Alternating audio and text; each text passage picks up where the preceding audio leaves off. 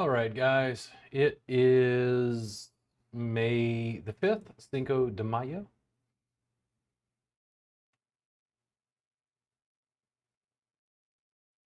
And 9 player, 27 player. Signed up for a $5 27 player. We'll see whether that fills or not.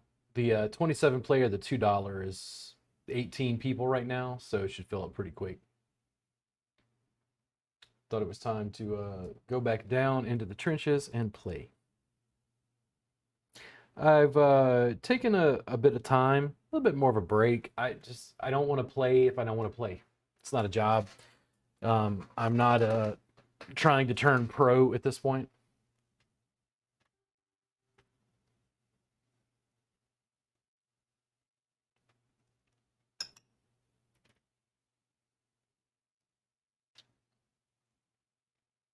I'm drinking the Mobius from Black Star Co-op. I made a video um, review testimonial through Salute, which is my review channel, station, whatever you want to call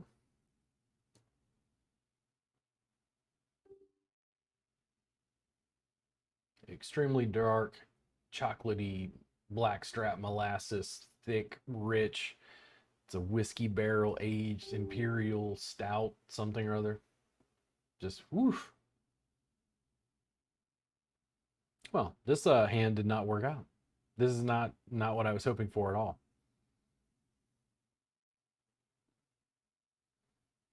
Now, is it bad that I raised with 10-9 suited, or that you called with Queen 9 offsuit?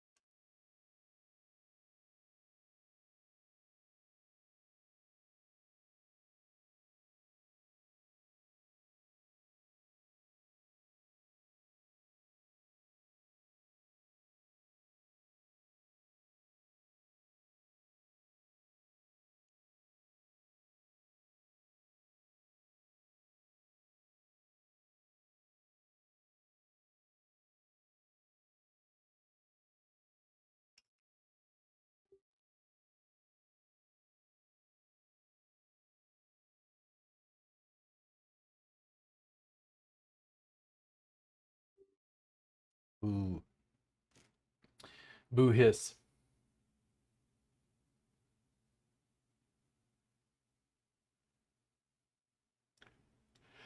Too many draws.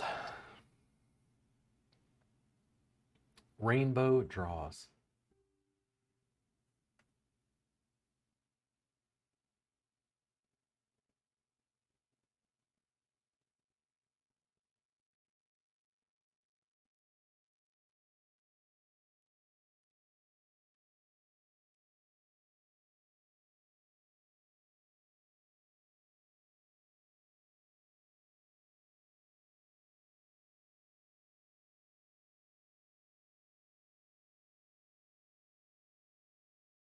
If I drop below about 180, I'm gonna drop back down to just the dollar, $2 tables, but wanted to try out the $5 tables and see how that went.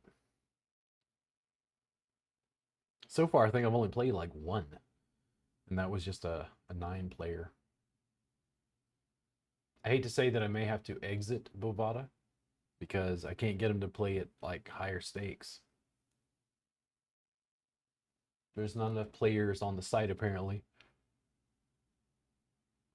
Hmm.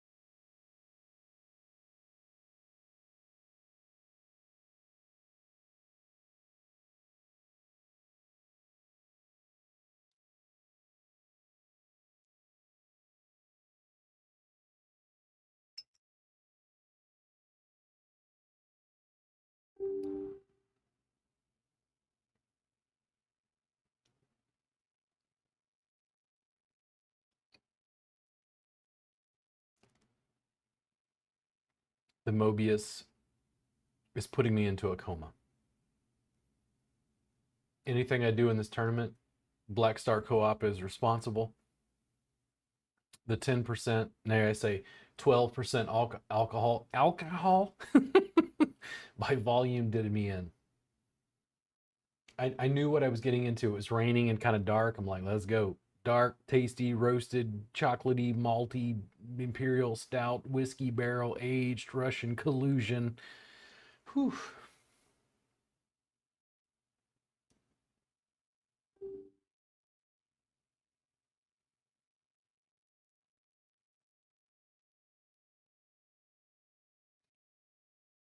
Hmm.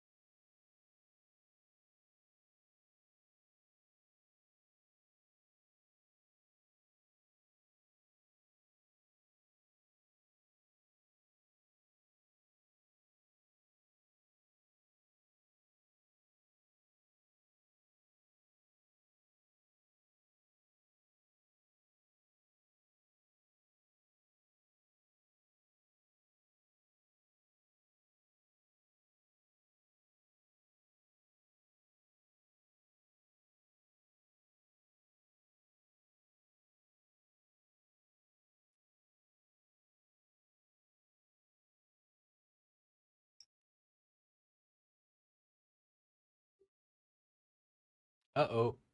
I missed it, guys.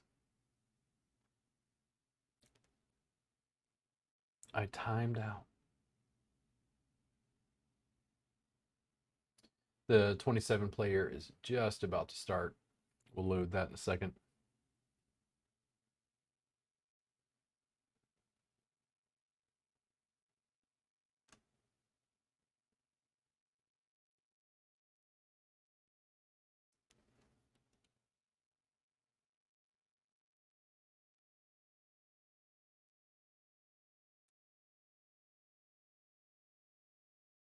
Oof.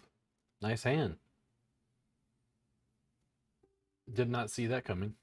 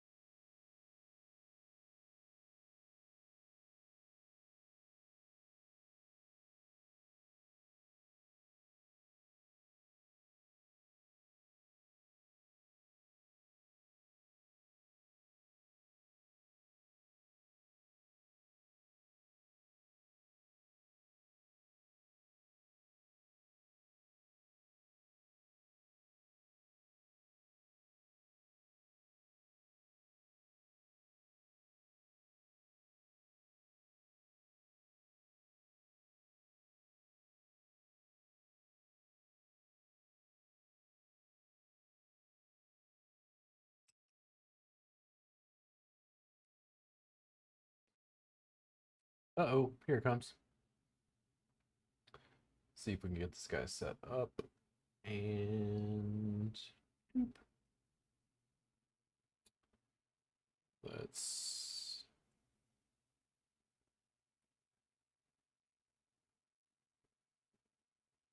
There we go. I will do my best to flip back and forth, but as you have come to understand, I'm not the best at the controls. I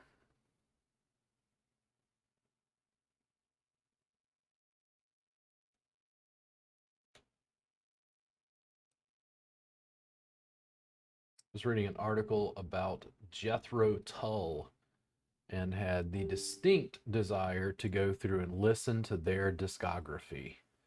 Because I have Thick as a Brick on vinyl, and then I've heard Aqualung and a handful of other songs. I like the stuff that I've heard, but I don't really know much about the band lyrically.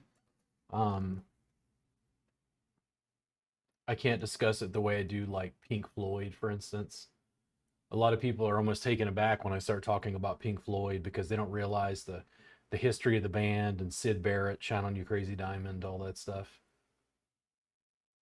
By the way, if you are listening to this in detail, Adam Heartmother and Wish You Were Here are my favorite albums for totally different reasons. Adam Heartmother is, whew, man, that is a listen. You talk about an album that make my skin crawl occasionally. Jeez.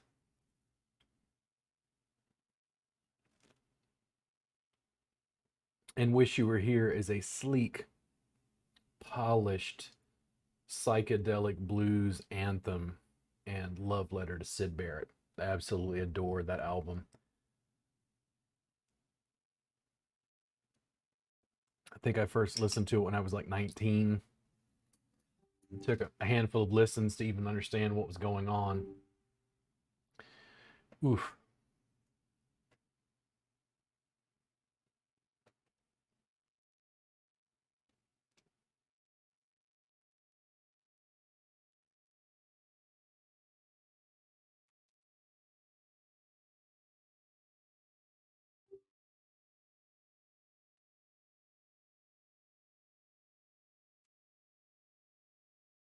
I also remember friends in college getting into a massive debate, which is actually what triggered some of this. I read the article about Jethro Tull, and then my friends had a massive debate about the lyrical content and meaning behind "Thick as a Brick," and it was pretty bad. They almost wanted to get into a fight, and I'm like, "Yo, bro, like, it is art. Like, let's just, you know, let's draw conclusions, do some research." I have no idea what it's specifically about, but I'm also one of those people that doesn't sit around and analyze the Beatles lyrics to the point of like, this is what they meant. Having seen the documentary Get Back, you go, wow, they actually were just making stuff up that rhymed sometimes. In poetry and in music lyrics, evocative is enough. And in fact, evocative where it doesn't force you to a specific conclusion is actually kind of nice sometimes. I read an article about The Sopranos, and one of my favorite episodes of The Sopranos is it In the Pines? I don't know. I don't remember what it's called, but anyway, it's when Christopher and is it Paulie go out into the woods with the guy who's the Russian interior decorator. His apartment looked like shit. One of the things that I was taken with the second time I watched The Sopranos, I got more out of it. And watching it the second time, I laughed because they never tell you what happens to that guy. You never find out if he died. You never found out, like, you never found out, you never found out. And I thought that was probably one of the more interesting pieces of the whole episode, other than the fact that Steve Buscemi, is it Steve? Yeah. Steve Buscemi uh, directed that particular episode. The fact that they didn't tell you what happened to him really just blew me away.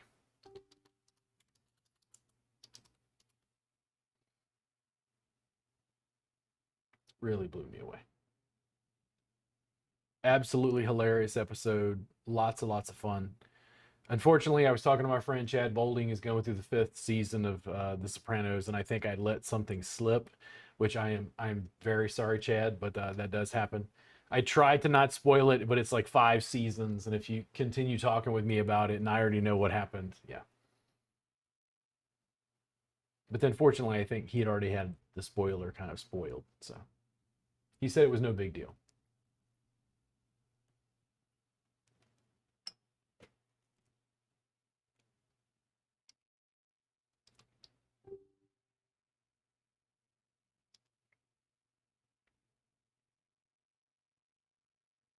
I would say the same thing for King Crimson. Really like think King Crimson. I had a copy of Discipline on vinyl. Uh, I'm not really certain lyrically. Like, I mean, yeah, you could just call it prog rock and come up with some model for what you think it is, but I'm not really certain where the band was going lyrically. I don't feel the same way about Pink Floyd. Pink Floyd, I have a very distinct sense, and I have a oh lordy, lordy, lordy, lordy, lordy. So in 2019, I think it was. It's 22 now, so it was 2020. Anyway, 2 years ago, I bought tickets to go see Roger Waters, and I was like, "Oh my God, thank God, please! I'll be able to see some branch of Pink Floyd because I never saw Pink Floyd in concert." And then COVID hit, and I'm like, "No!" So I've had tickets sitting for 2 years, waiting for this concert to come through. Yeah, the Mobius has made me chatty. Apparently, imperial stouts and blackstrap molasses and chocolate beers. What does it to me?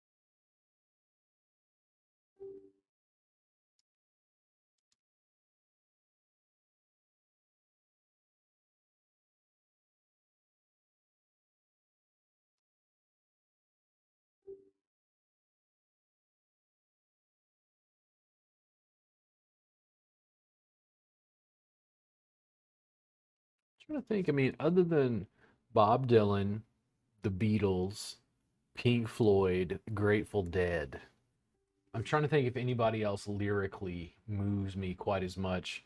Maybe other than like John Prine, Johnny Cash.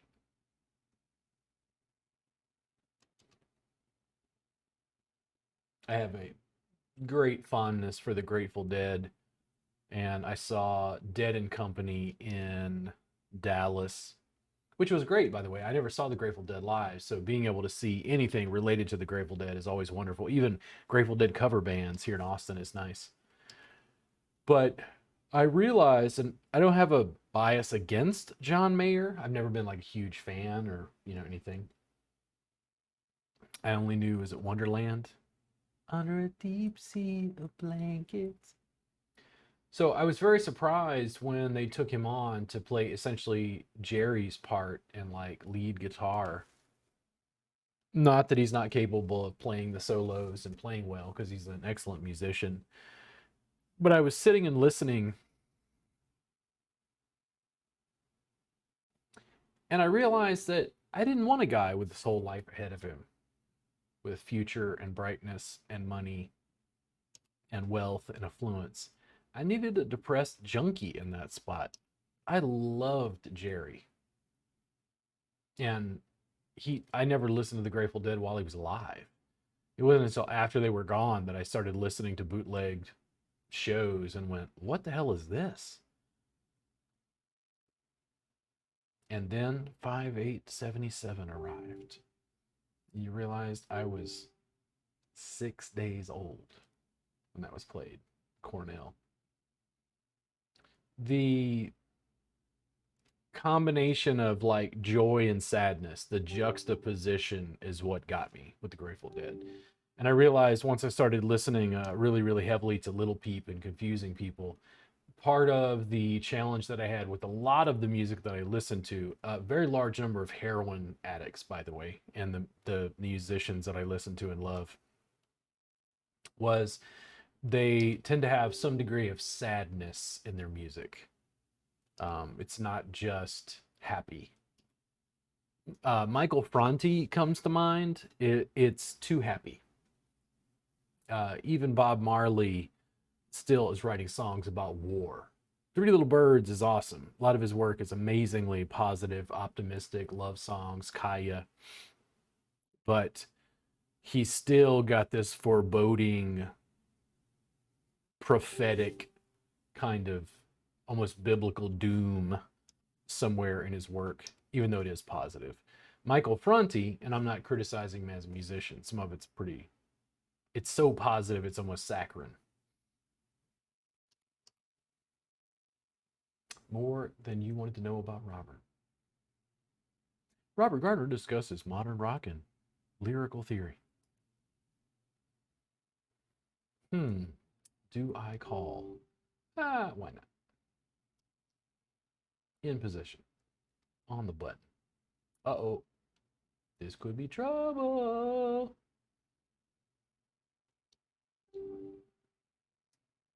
Problem is king, queen, king, jack, king 10, king 9. Let's try. See what happens. Number 1 could be goading me. Could have aces. He did bet pre-flop. And I remind myself that this is also just a dollar table. It gives me an additional draw. I just don't have much left. If he puts it in here, I feel like I've been had. And he did not, so I'm just going to put it in and see what happens. All right, well, it was nice to take a pot. I'm not exactly sure what that was for or why, but cool, whatever works.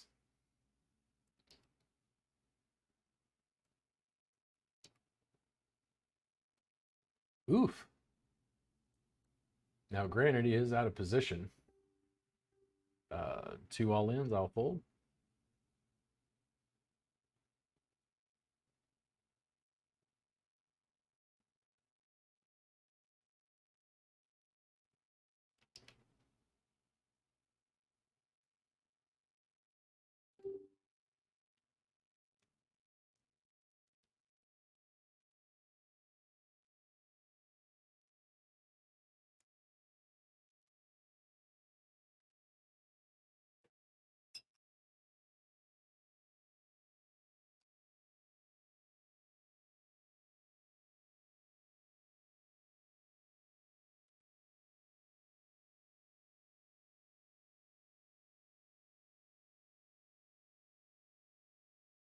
I didn't know if kings were going to hold there.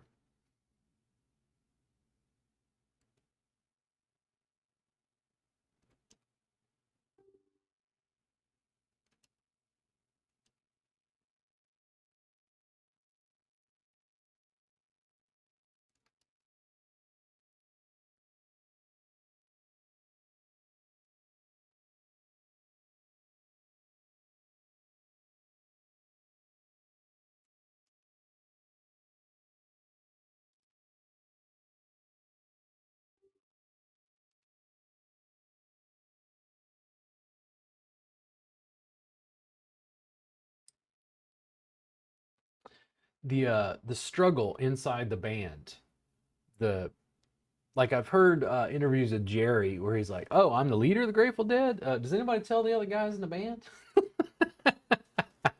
Because these anarchists aren't going to go for that.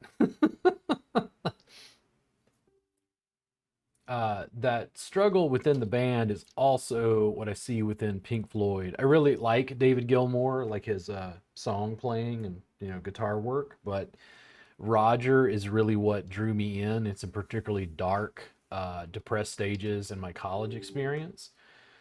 Really taken in. I listened to The Wall hundreds of times, hundreds, like to the point other people were like, "Dude, you have an issue," and that was before I saw the movie. Just very, very taken, and each album talking about Adam Hart, Mother, Dark Side of the Moon, Wish You Were Here, The Wall, very different albums. Metal, very different albums. Animals. Animals, my friend Adam Peeler really loves Animals. I think it's his favorite, and it never was mine particularly because I was so fixated on Wish You Were Here.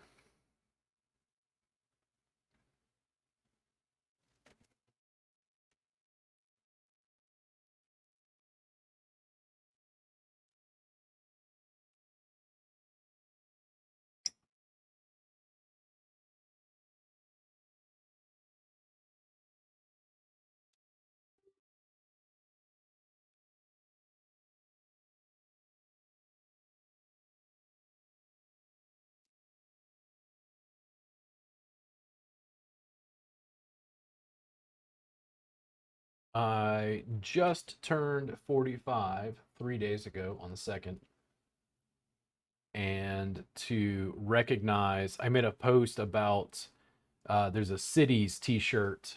Cities is a Talking Head song that the Fish started covering, I think, in 1997 ish, somewhere in there.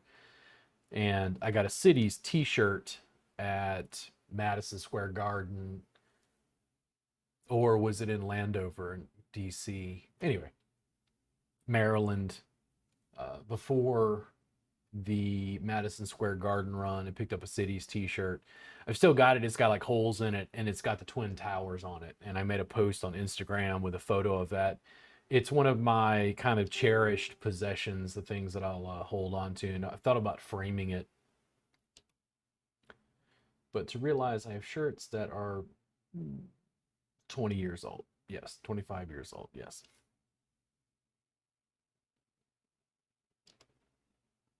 So much symbolic meaning. In 97, when I saw Fish at Madison Square Garden, the whole world was full of hope.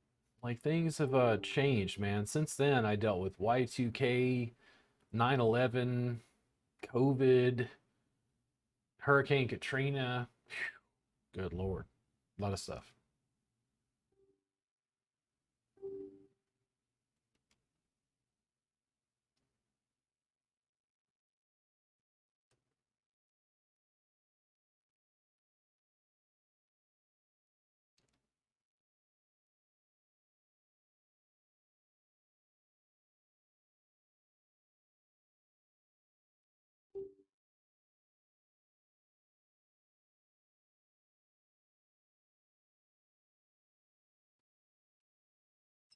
I've not understood all the fighting between David Gilmour and Roger Waters after the fact. In some ways, I wonder if Roger can't be a little bit of a prick, but intellectually, I think he's a giant in some ways. I expect people to have creative differences. Well, he did check. I'm gonna bet.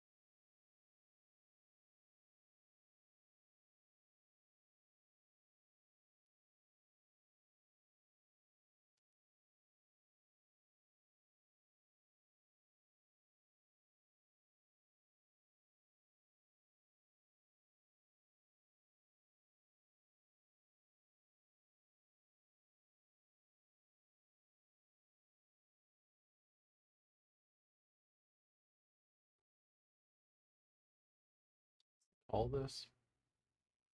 Yeah.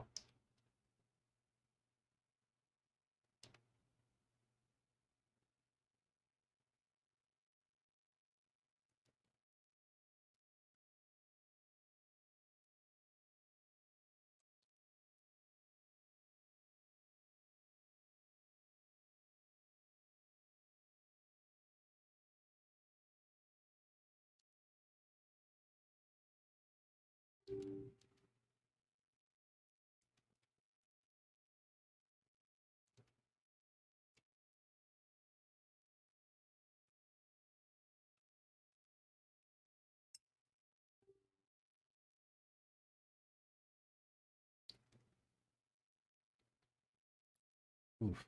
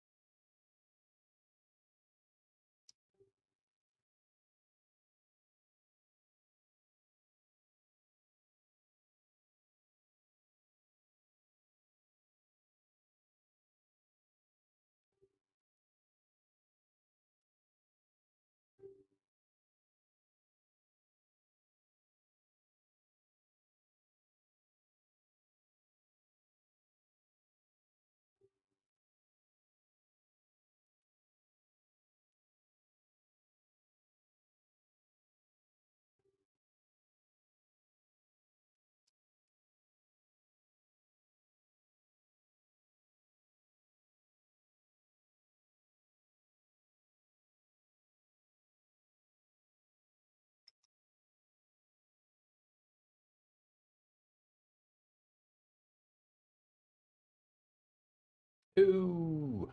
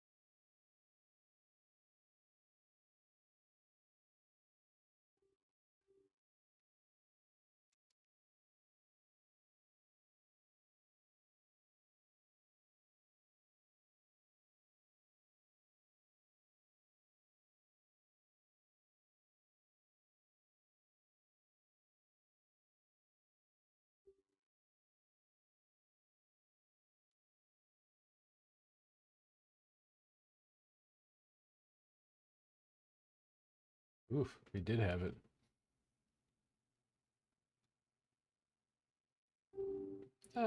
Particularly ugly, but let's see. I did bet pre-flop.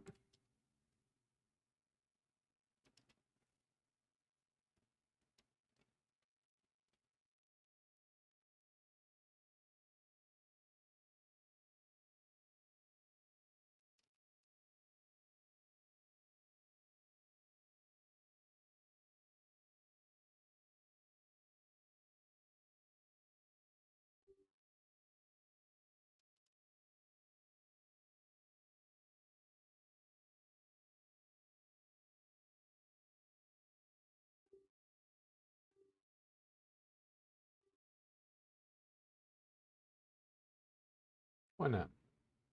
Let's do it. Why not? Let's do it again. All right. Let's do it again. You got the flush?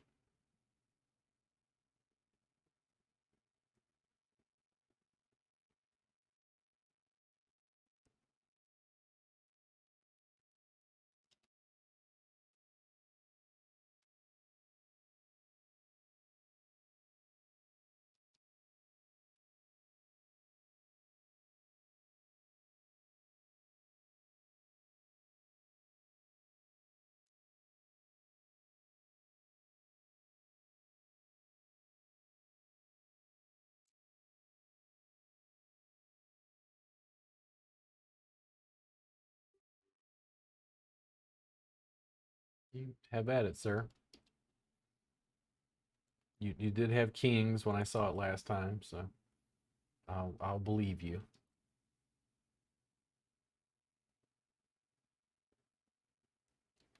What's going on at this table, man? It's a ram it, jam it. Oh, that's easy.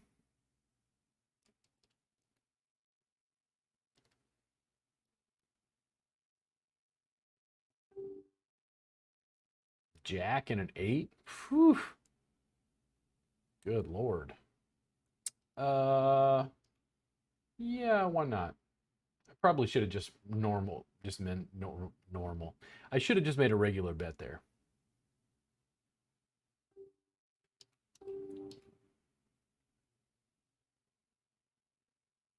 Not too bad.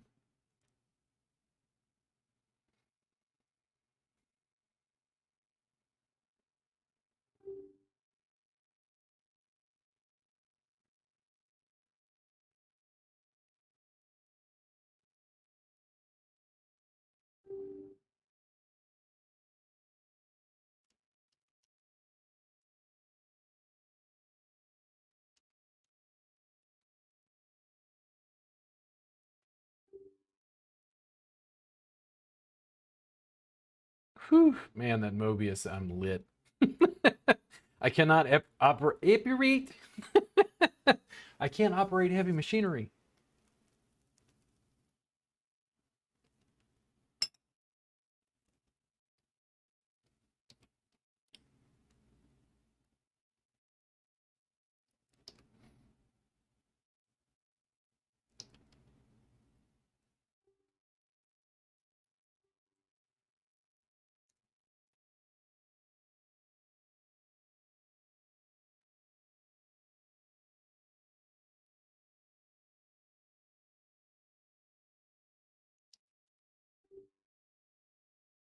Let's do it. Let's gamble. Ooh. If everybody else folds, I'll probably call. I don't love this, but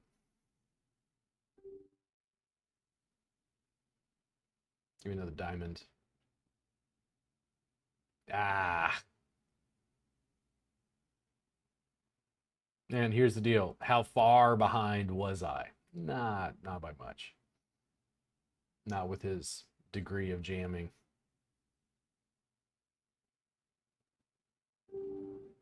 And part of me wanted to call, but come on now.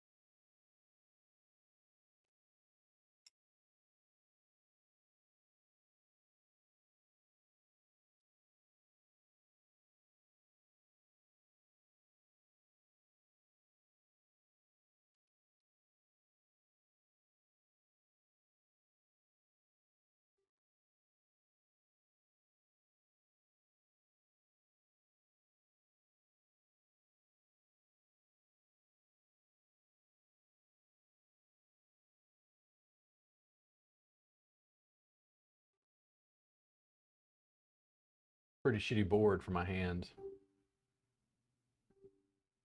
Uh, Now there were no bets. I think this is probably safe. I'm gonna bet just a little bit less. Nice. The ace is mostly what scared me off. It's very easy for them to say that they've got that. The players here rarely let go of a loose ace. Admittedly, sometimes including myself.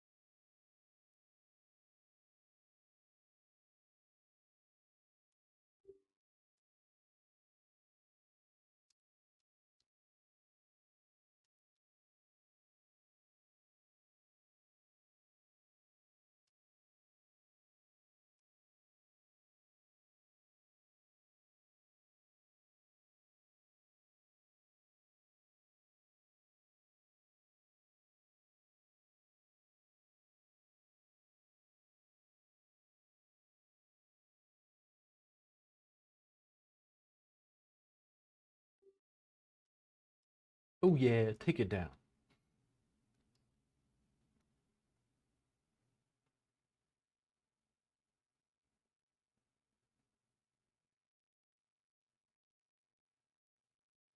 Dude, come on, man. I want to play stuff, but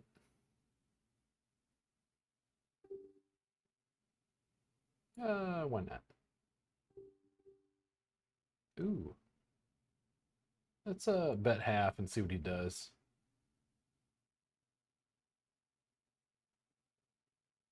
Open ended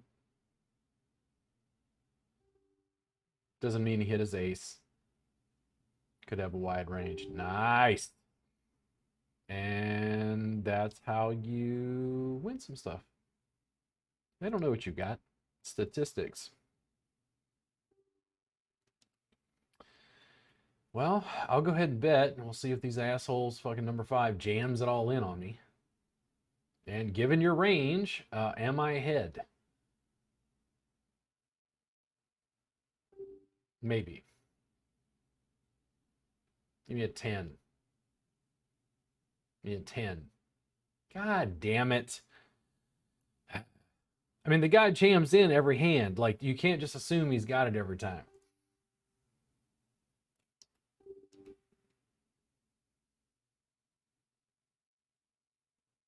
I don't like calling with it, but come on, man. Give me a break. And here, I'm happy to just pick up the blinds, if at all possible. Kind of holding out. 5 and an 8. Nice. Really fucking nice.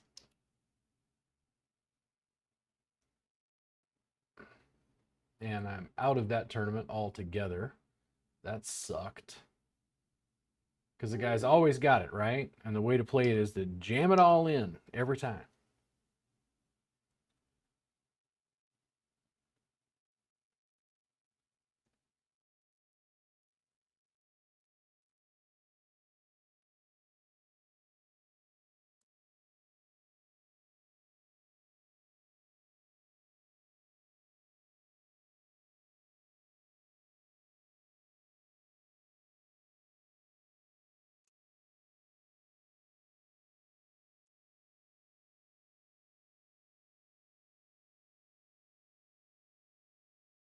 Brutal.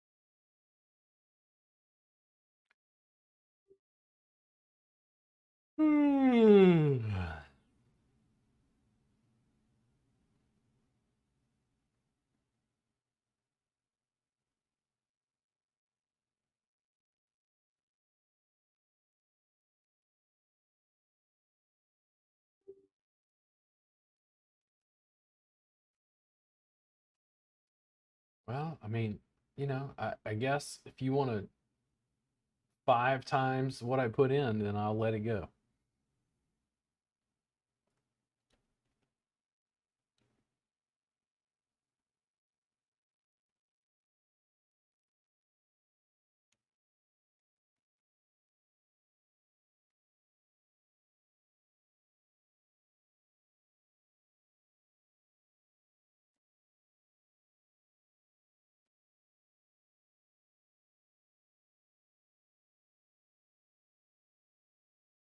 Looks like the 27 player for $5 is going to make it.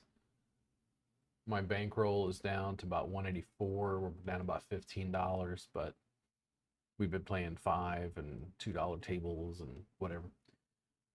Normal variance. And then guys jamming, they're all stacking with ace queen.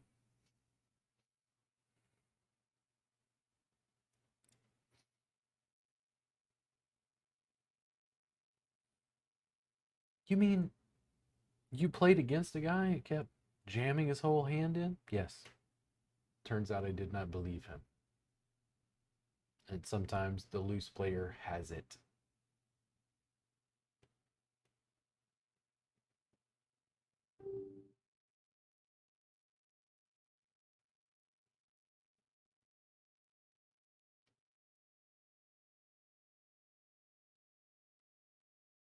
Seven more and it will begin.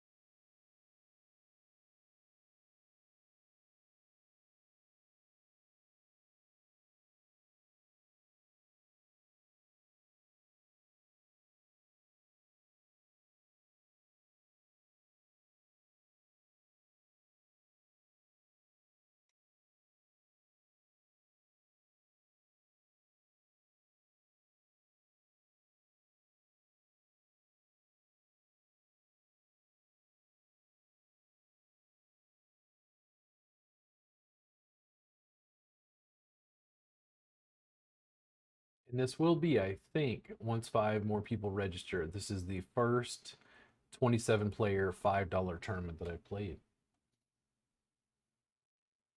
I only played a $5 9 player, I think, before. Chick, chick, chick, chick.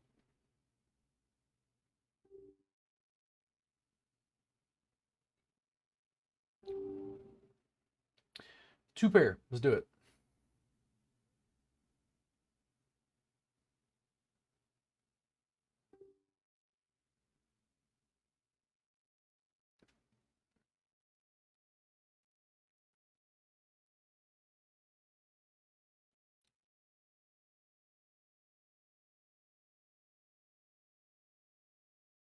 Two more, and here it comes.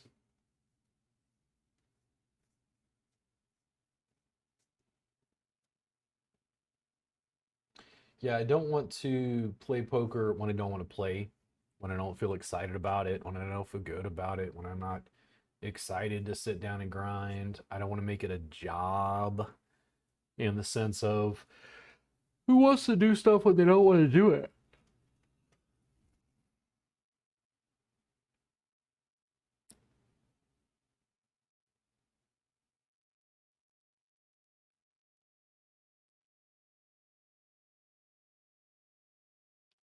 And here we go. Let me get this set up.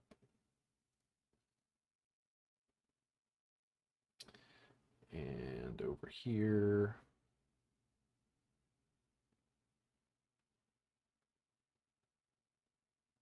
There we go.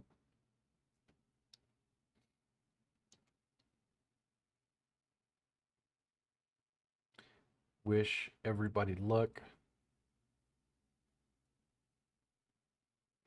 Gonna be interesting.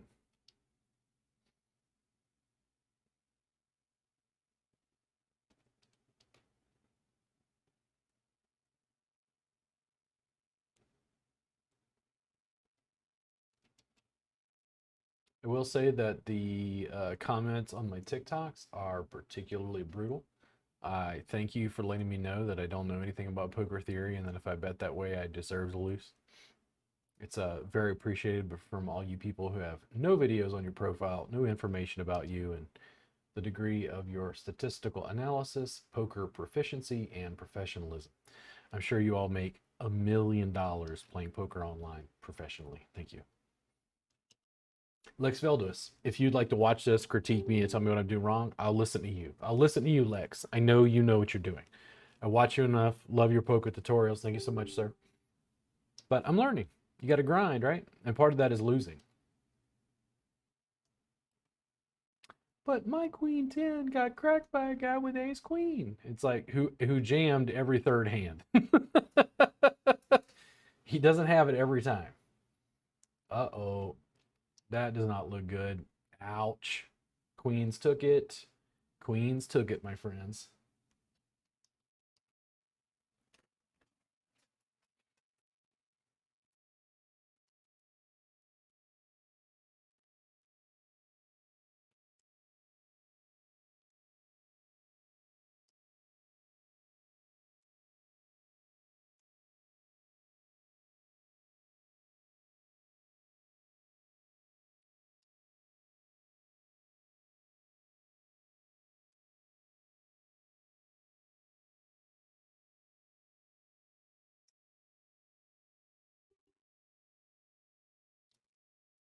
I'm done drinking my molasses for this evening. Whew, man, that Mobius. One beer, I am lit. 10% alcohol by volume. All right, wish me luck. King Jack offsuit in first position. Let's do this.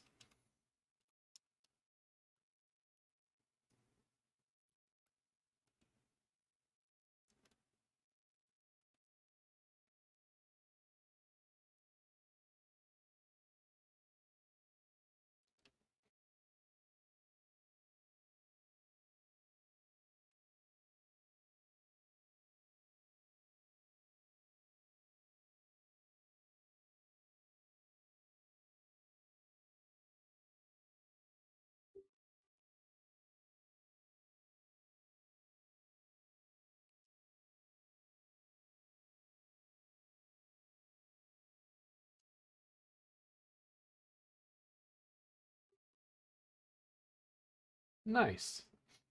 Now, who hit the flush?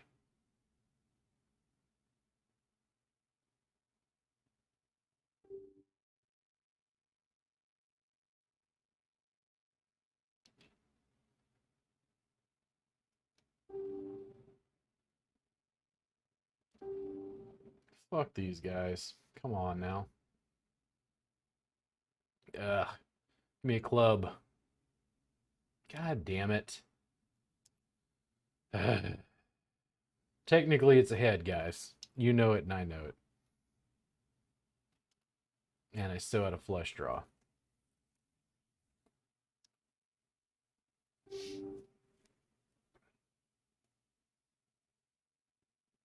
And he was still in position. I think it's kind of a weird play,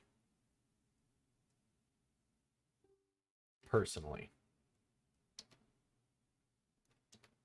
Because, yeah, where he was still in position. He could have easily just flatted that. It worked for him. But was I going to fold? I'm still alive.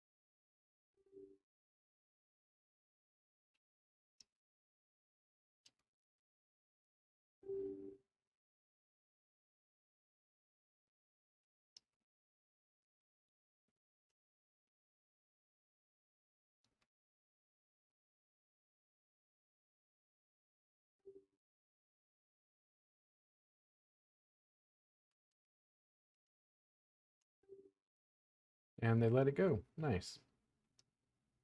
Let's see what happens to the ace-5 here. I would hit the flush. That's nice. Does he let it go? No, he does not.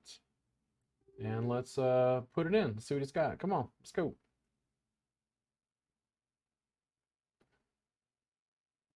Nice. Always a solid move with a complete friggin' air ball. I'll call.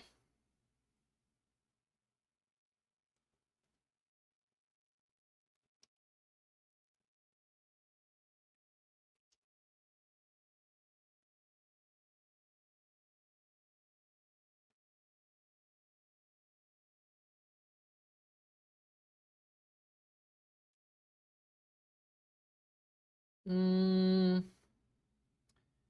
I'm gonna call at 165. I don't think it's gonna be beneficial for me to like get obscenely aggressive. The 8 didn't really help me. Jack 10 9. We'll just make a small bet there. This is not a power position by far. King and a queen, ace and a queen. Yeah. Does he check? I'll check it down.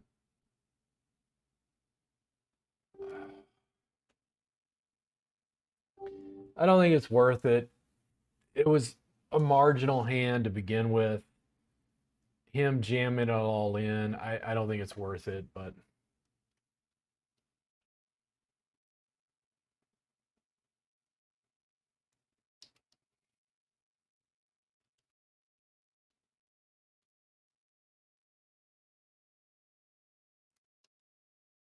lose the small pots.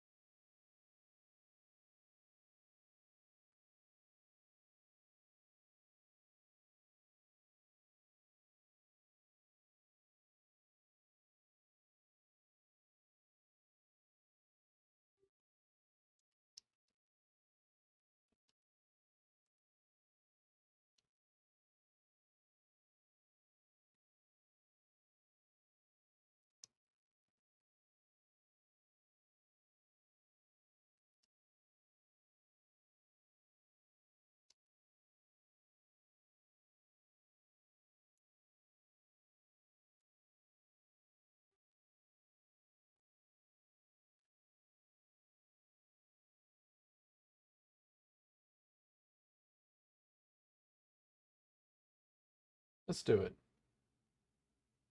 See what happens.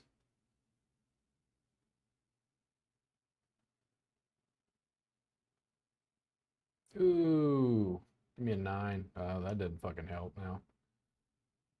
Ugh. Well, that sucked. And again, do you want to believe him every time?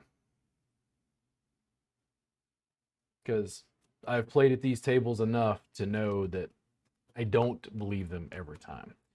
We've lost in a dollar tournament. We lost in a $2 tournament. The only thing left is a 10, or not $10, $5 tournament right here.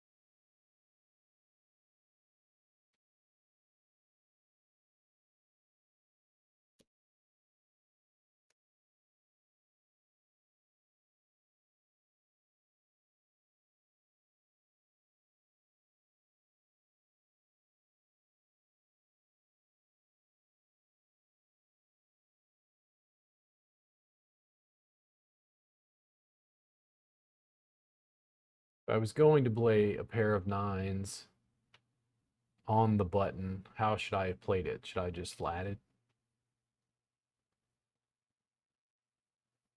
to a big stack? Because 9 times out of 10, the big stack's just like leaning with its stack size. It's like, I lost a hand. Well, yeah, that happens. Misjudged the situation.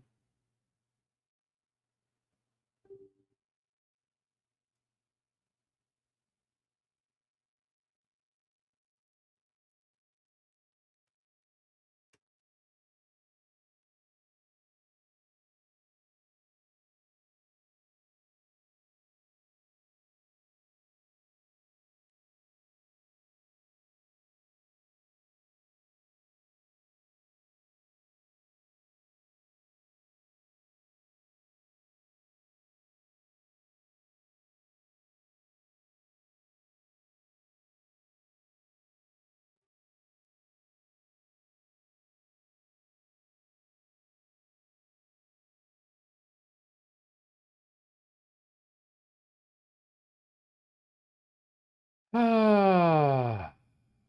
Now, folks, it worked, but was I expecting it? No. I expected a brutal loss right then. And that is poker for you. I did bet pre-flop. I did let you know, hey, I got it.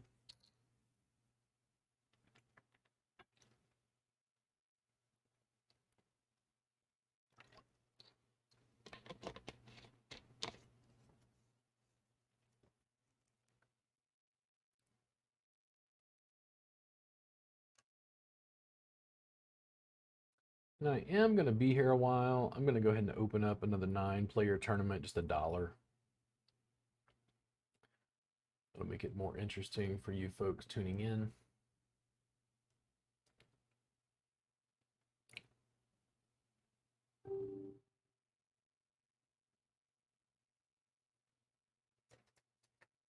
Excuse me. Now, let's say the big stack, he did have kings and he hit trips, but he had ace king, ace queen, ace jack, ace 10. Really wide range. To my nines, would he have called? Maybe. Maybe. But my hope was that he'd go, oops, this guy's got a smaller stack. I think he actually has something. Like me on the big blind with aces. Pocket rockets. Let's see here. Let me resize the 9-player window. Go here to get it set up. There we go. Resize slightly. There we go. No.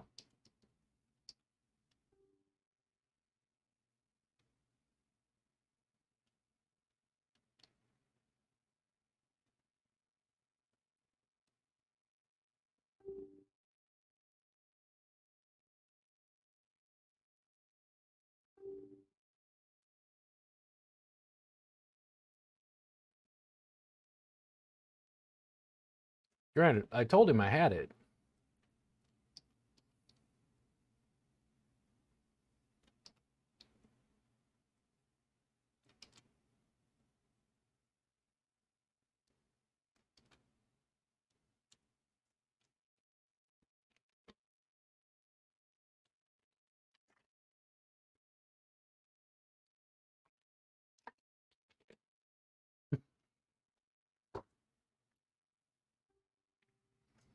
Currently, one of my favorite thumbnails of all time is "This hand is for your mom."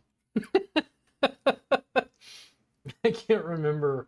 I had, yeah, I had a pair of nines and hit a 9 at the flop.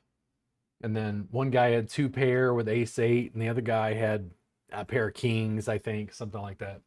So I beat out king and ace 8 three-handed. It's like it was glorious. It was like a gift. Thank you from the poker gods. Yes. God shined upon me that day. Okay, call. Not too bad. Let me go back over here and fold. Go back here. Let me bet half the pot and see what happens.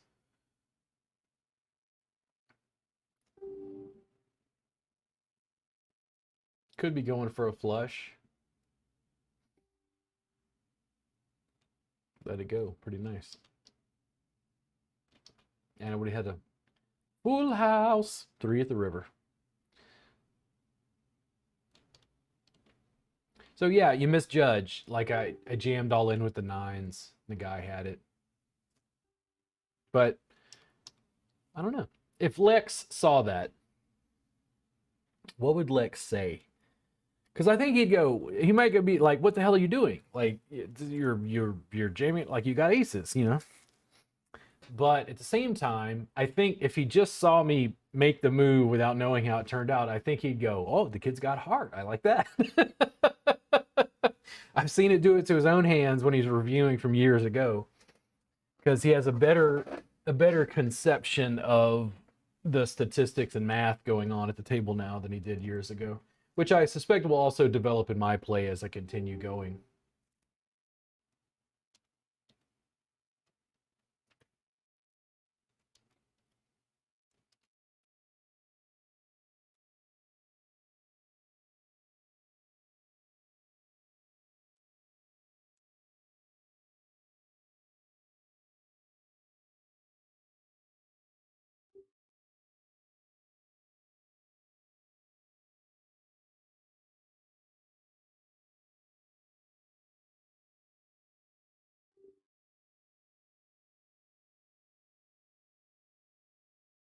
Well, nobody wanted to bet it. Am I ahead?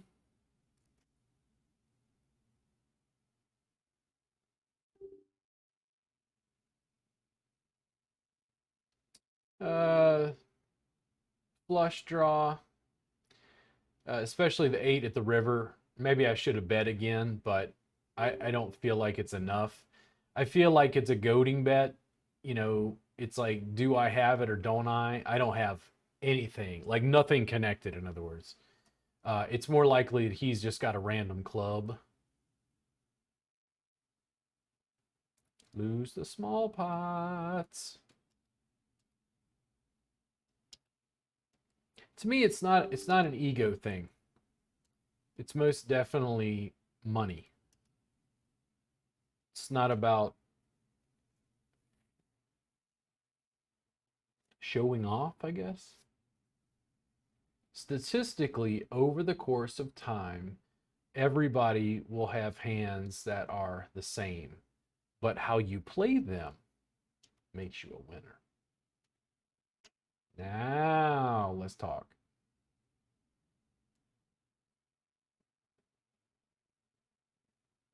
Mm, could somebody have a pair of tens or higher?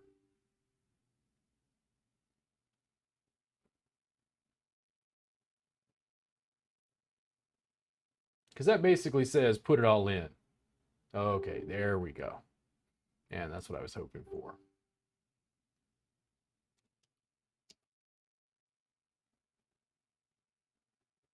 In the big blind. I almost misclicked.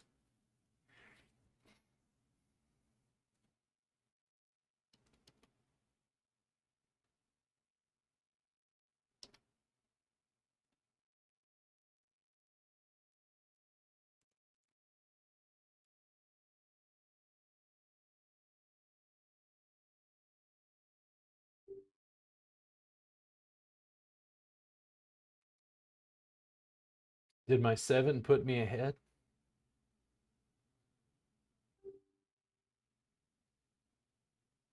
Come on, check it down. Let me win. Let me win my 80 chips. Nope.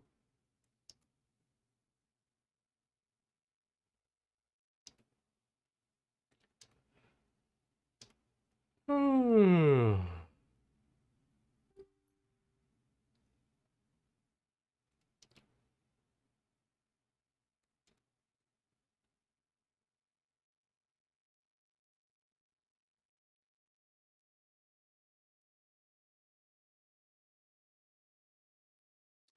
Now, I don't particularly love my hand. Is King 10 offsuit worth a third of my stack? I don't particularly think that it's a sign of strength that he's on the button, but let's say he had jacks. Even 10s are higher. I think it's easier to just let it go.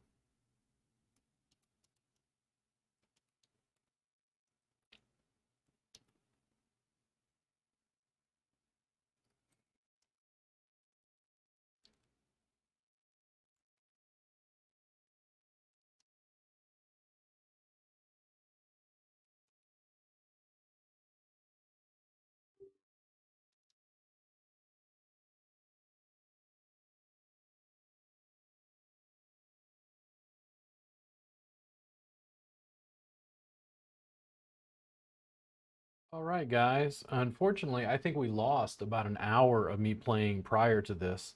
This is Cinco de Mayo, May the 5th. And this is a $5 27 player tournament.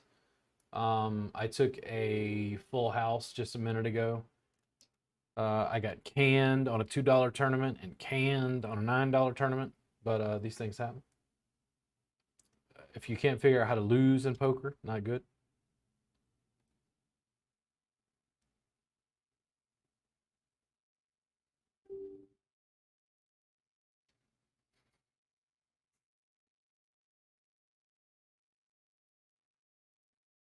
Nice.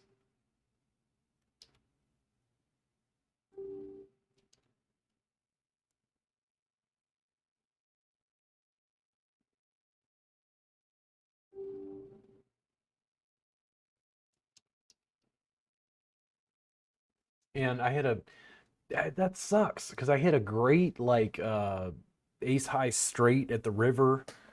I lost a kind of a nice little set of hands because it didn't shut down. At least I don't think it did. It's probably not gonna capture what I did earlier, but that's okay. Some of them can get away.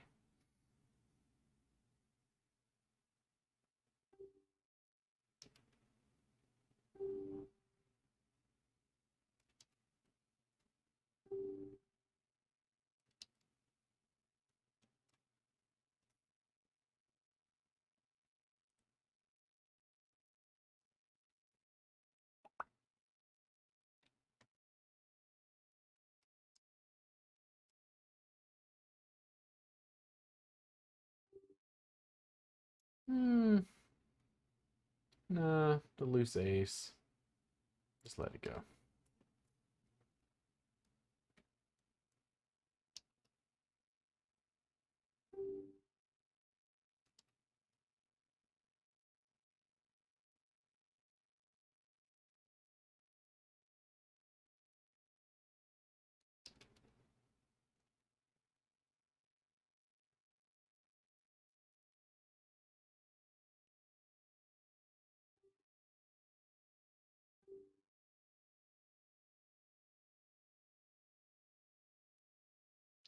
If he called that, you'd bet clubs all day long.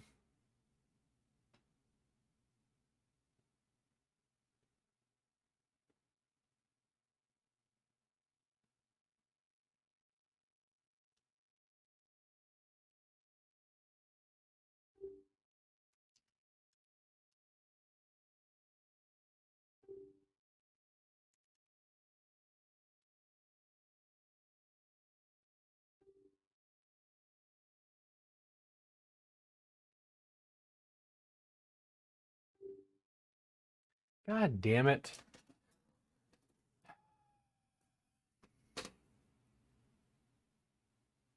And it's the same guy, and again, I'm out of position.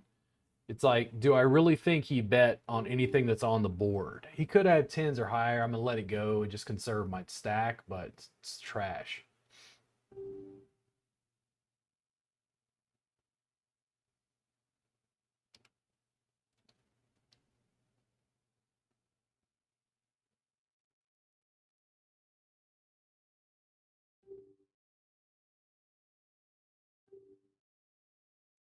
Didn't particularly help me. It does kind of give me a gut shot towards the 10. It's too much. He bet. Let that go.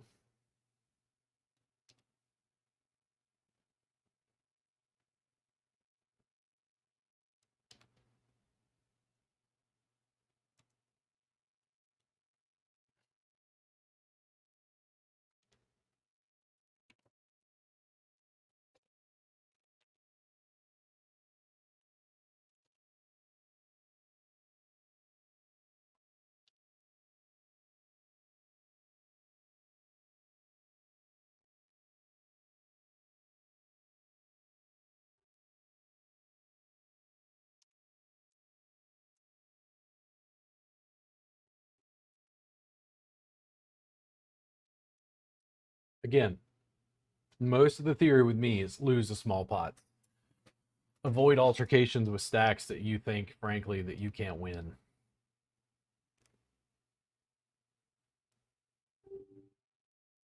Risk, yes. Always. But do you have the edge?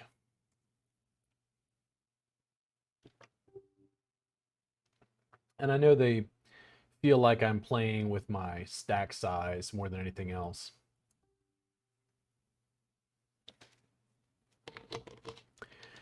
Whew, that Mobius is rich, man. Ooh, I could not sit down and drink that all day. Ooh, massive hangover.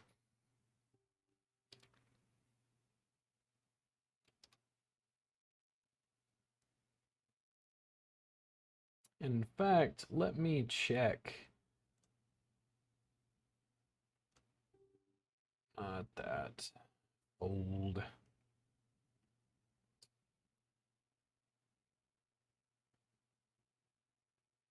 Yeah, I'm in first place. I didn't realize that. Out of 20.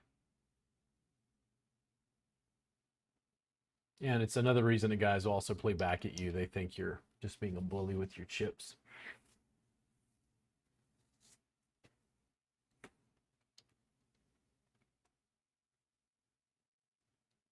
Excuse me.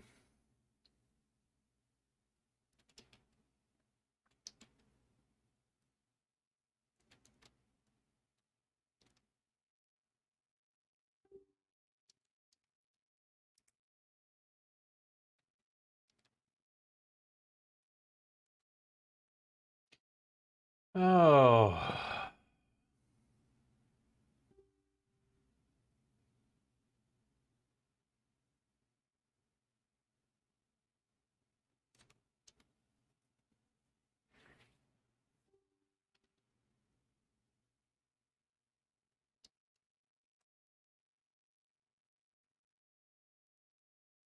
60 chips.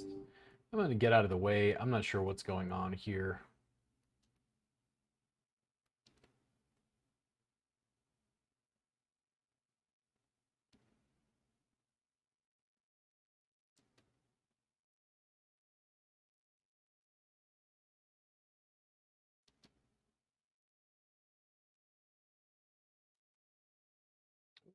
Solid jam there.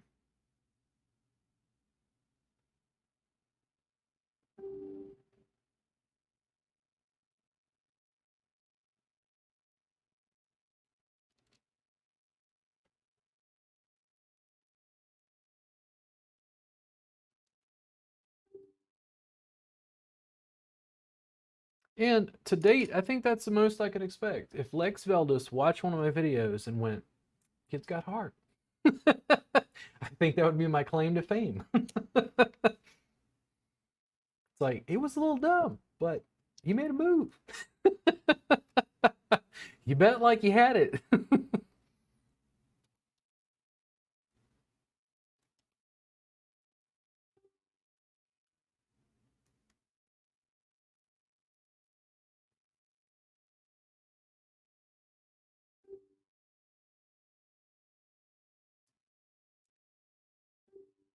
And if he'd have put up a fight, is get out of the way completely. Mm, yeah, we know what the hope is on this hand. That's a fold. Number 21 is pretty heavy handed. He jammed on me twice. Ooh, 60 from the small blind. That's a particularly onerous situation there.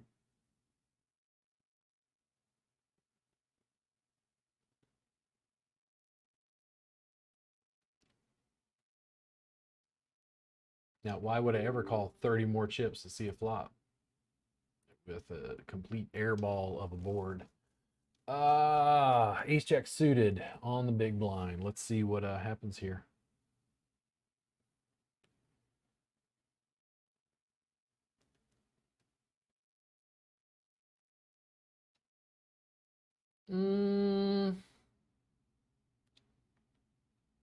I I'm suited. Let's see what happens here. My assumption is it's going to fold around.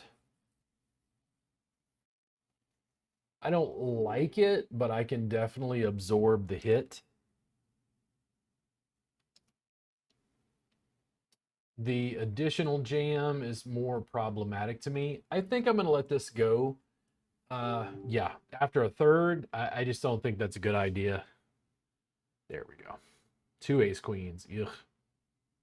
Did eights. Ooh, good lord. I mean, I'm kind of glad that they went in ahead of me and got me out of the way, but whew, ugly.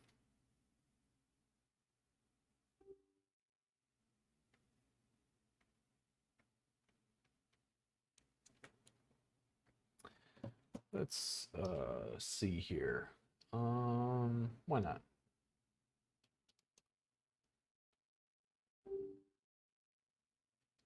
Let's do it. If he gets crazy, I'll let it go. And that was a complete frigging airball. Unless I drew an ace, I just don't see much value here. Don't see much there. Don't see much here. Check. And check. And check. And check.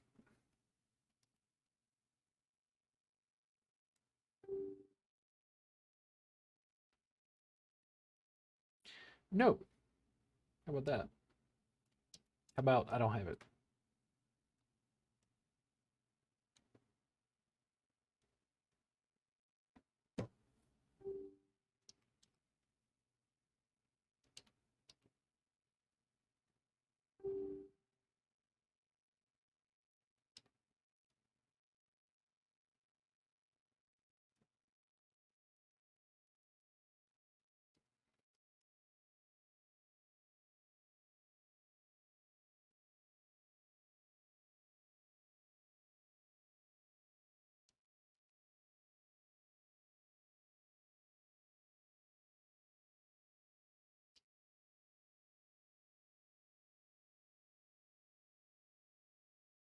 Two calls. I'm gonna let it go.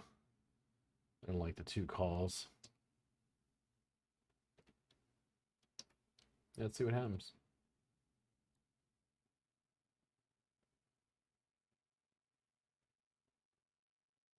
At least I called with something. So bet this time, and I'm not going away this time. That's strong enough that we're basically dead in the water.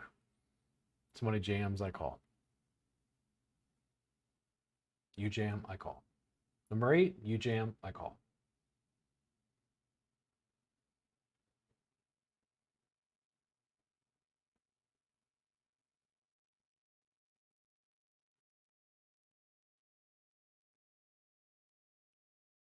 Not a great board for me. The 8. Oof. I'm hoping number, yeah, he gets out of the way. Let's put it in. See what happens.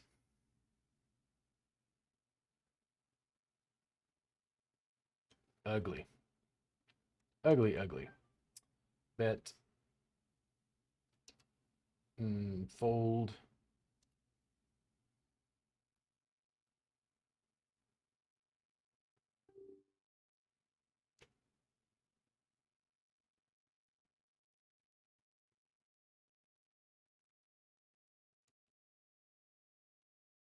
He folds around to me, I'll jam. They let it go at the other table. Very happy with that.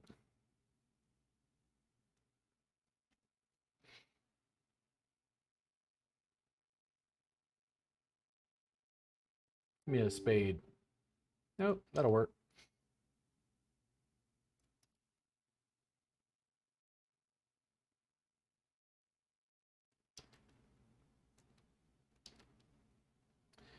Don't love this. I'll probably jam again. Let's see if number 8 gets involved. Nah.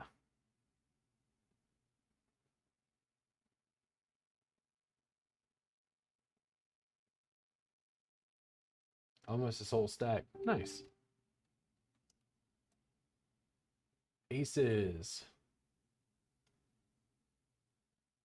Well, sometimes they win.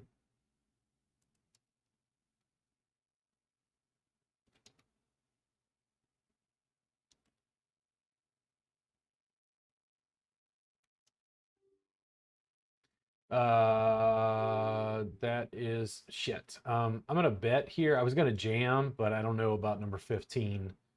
I think just a standard bet is a little bit better. If 12 jams, I'll call. Number 15 gets too heavily involved. That's a problem.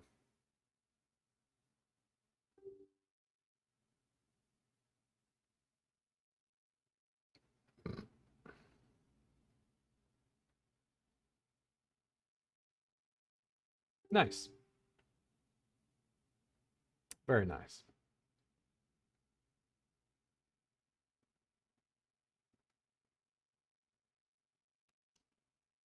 So interesting. I've horrible on a 9-player tournament dollar.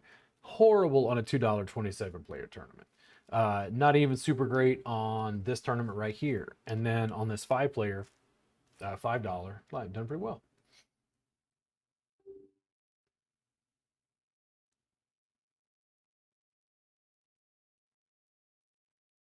I caught no part of this board. I don't know if you can hear that through my computer, but if you bet, I will let it go, sir.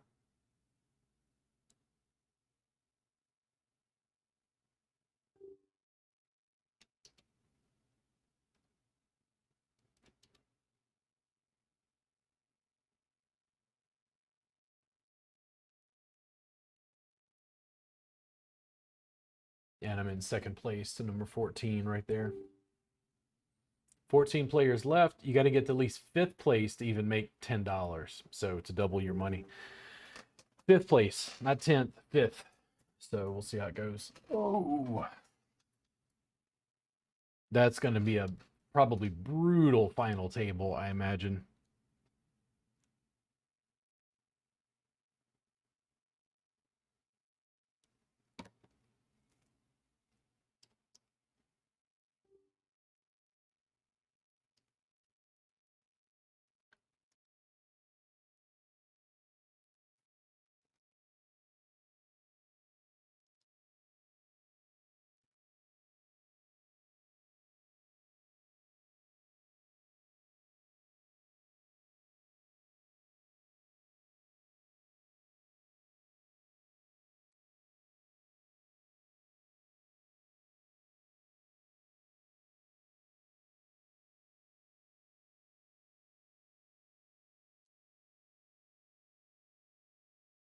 Not a bad flop if I'd have been involved.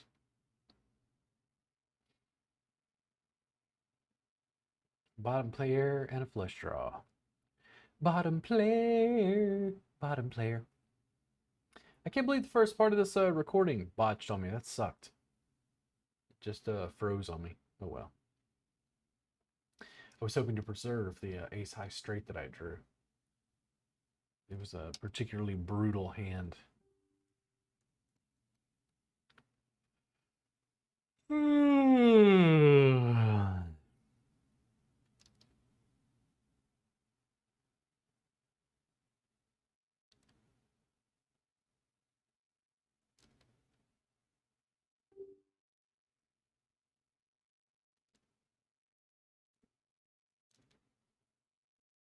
Uh-oh.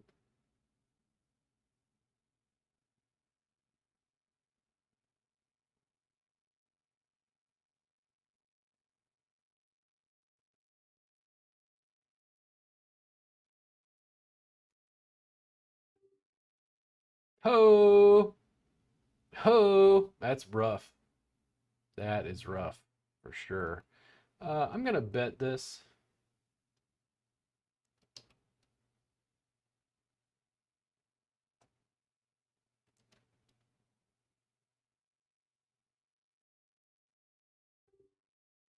Good.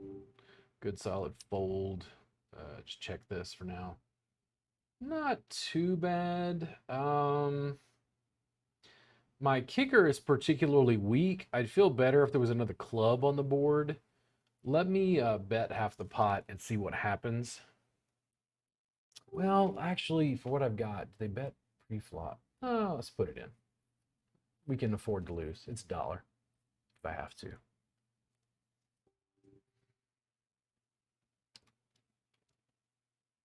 AK. Ooh, man, he hit it at the river. Particularly ugly. I want to see that again. Let me replay that hand in a second. So he jammed, you called. Yeah, that's what it was. Okay, looks like they let it go. Over here, I'm just going to make a standard bet if it'll let me. Stop! My screens are being all fucking weird. I don't think my mouse is running out of batteries.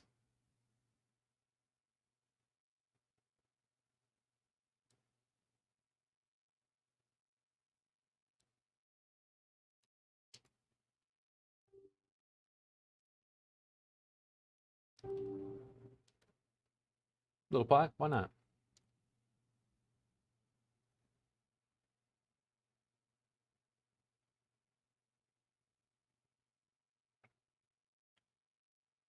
So, yeah, I think at the 10, he hit it straight. That's what the problem was.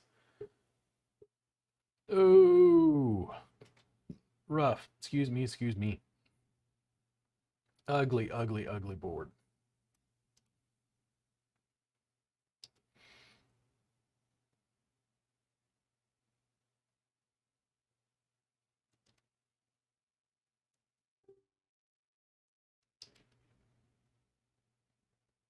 The min bet, man. I'm gonna let this go. I'm not feeling particularly strong about that at this second.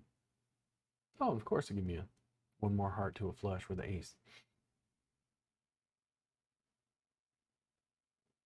And my hand would not have particularly improved. Oof. Let's see what happens here. Let's get away from this. That's a definite bet. We'll see what happens. Ugly. Hey, they let it go. Nice.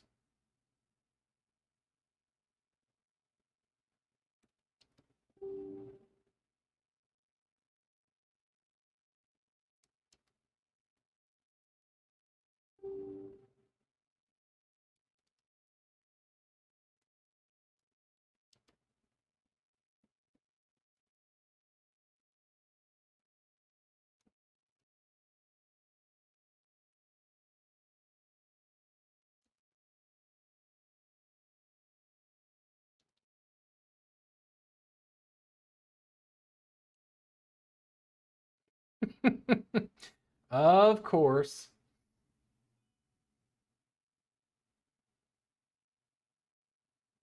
Oh, come on. Now you're just goading the guy who folded. You had an insult to injury, yo.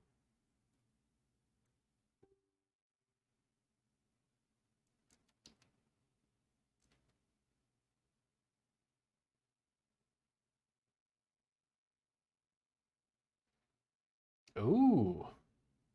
I think they were bluffing the flush.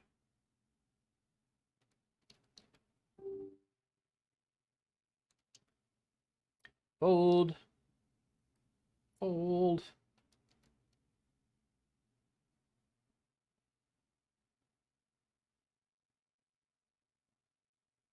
I'm in second place out of, looked like, no, maybe first place now, out of 12. So not too bad. Again, we got to get the fifth place to even make the money. So a lot of stuff could happen between now and then. My goal is just to play well. Doesn't matter if you win. Doesn't matter if you lose. This is entertainment money. This is not rent money.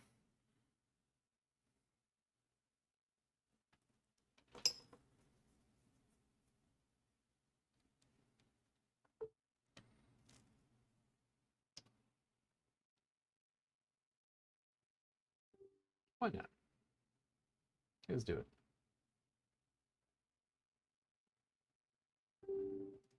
Why not?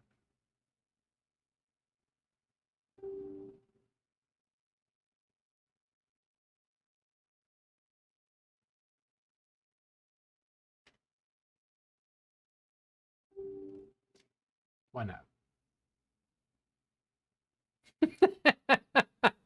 You got the king?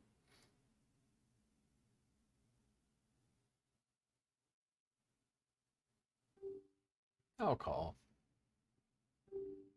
Yeah, I got a 9. Okay. I mean, I did have a full house, granted. I did not think that you had the other king. So again, marginal marginal risk. Let's bet here.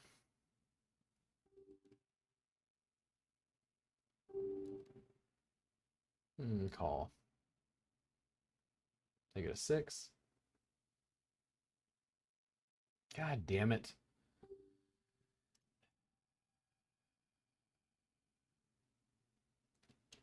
Well, I have been reduced.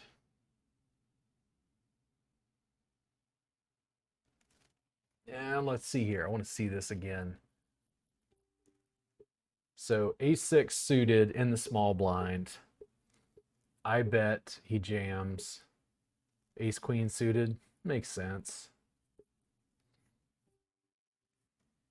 I can't say I necessarily played it poorly, but it's like, do I want to believe him every time?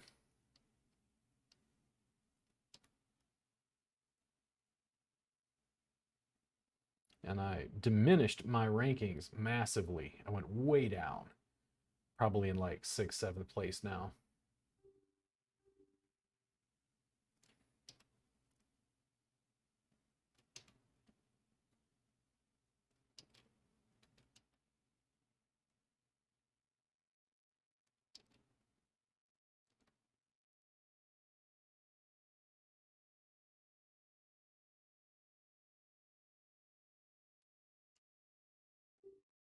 We'll see what happens. The blinds are big enough. I could have really messed up my chances right there.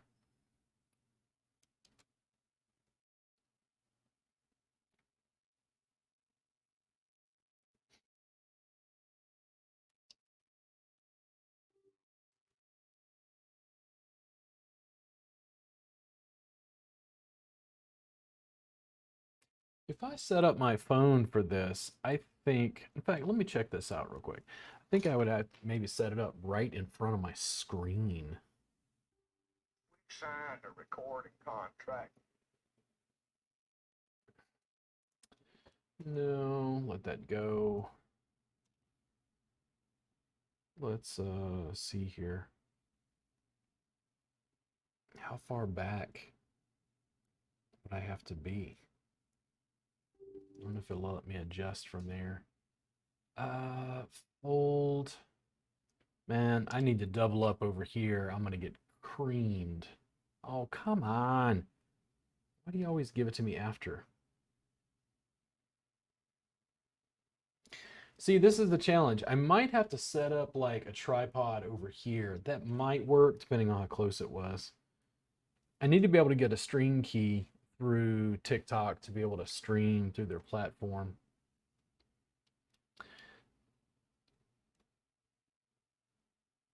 King 6? Yeah, I just let that go.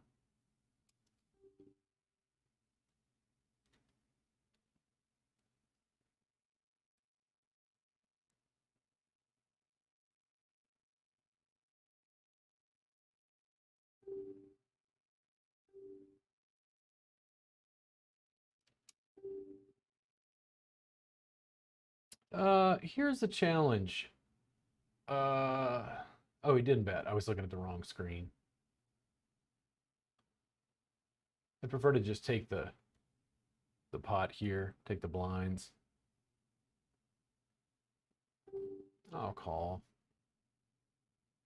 That did not improve my hand. God damn it.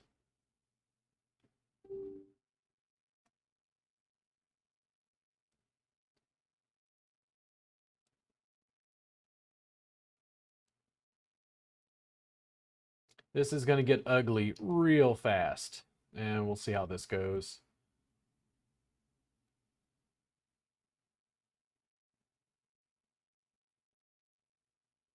God damn it.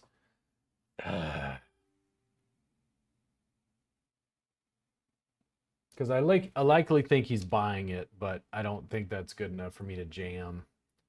I was hoping he was going to fold and get out of the way. We'll put that in.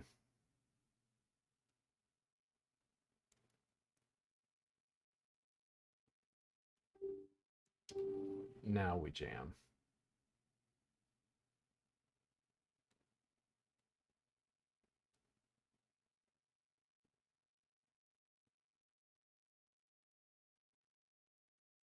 And I love it, but that A6 did me in bad.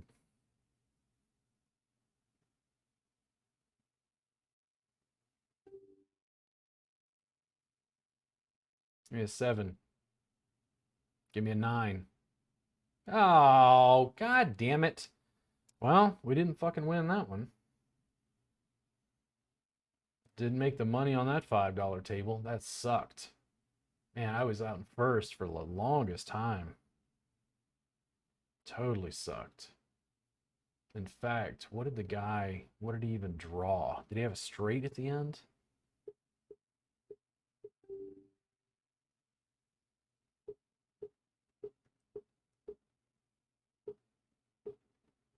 Nah, I just hit his jack. Damn.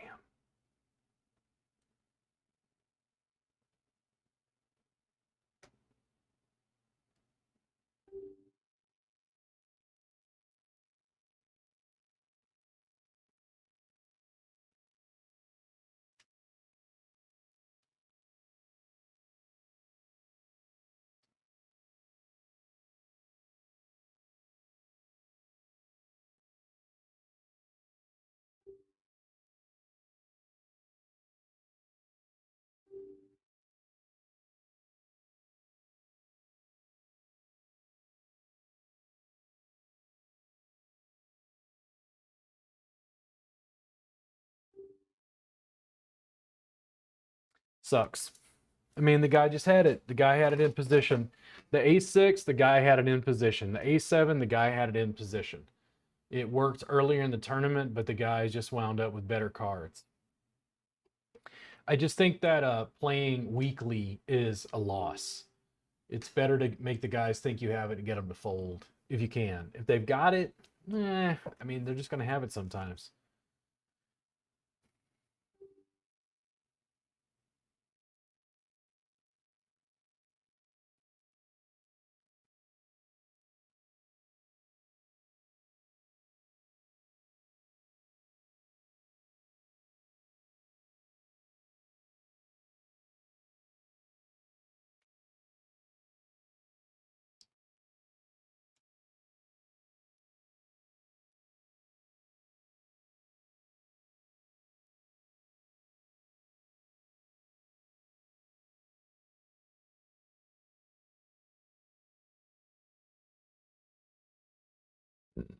Excuse me.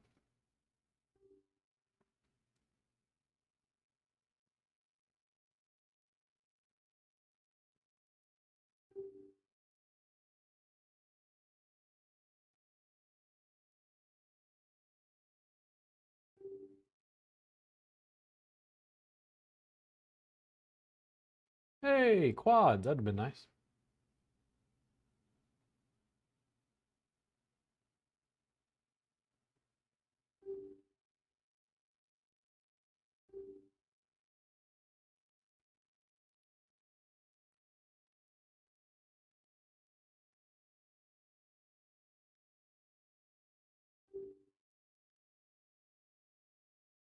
Ram it, jam it, ram it, jam it.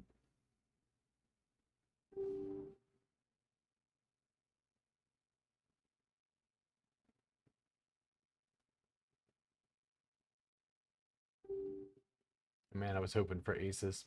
Wanted to jam it again.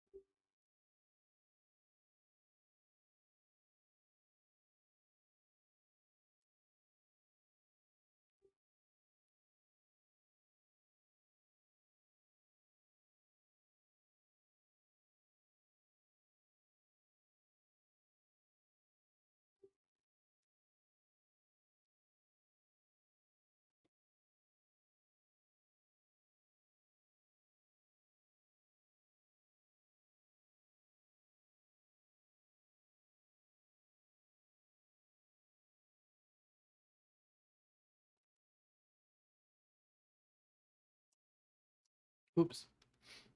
I'm not even sure what happened just there. Let me see if I can see that again.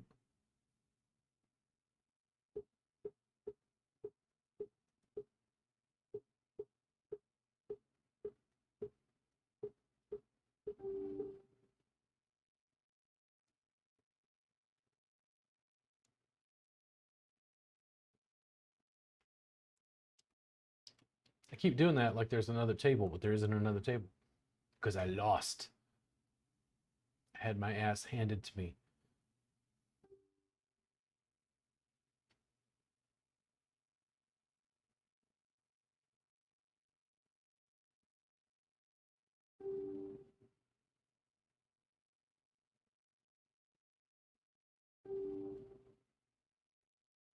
Very aggressive.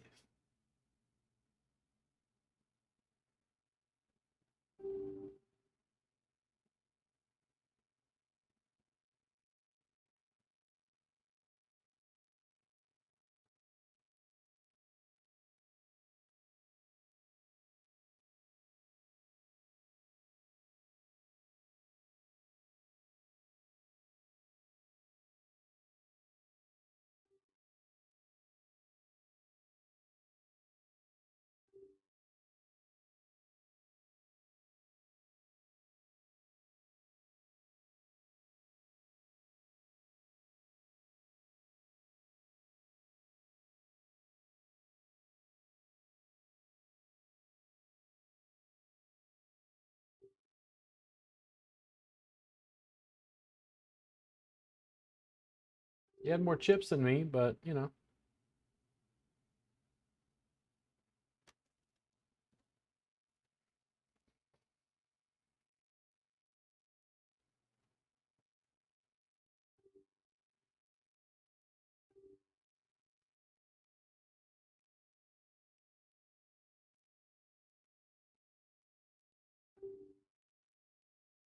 Give me a queen. Well, ace jack. No, he probably wouldn't have. Just check this down. If he bets again, I'll let it go. Yeah, I don't think it's worth it. Not with an air ball.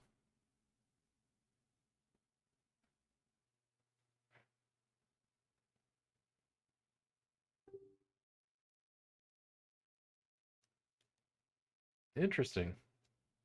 Could lose here. No ace, no queen. No ace, no queen. Nice.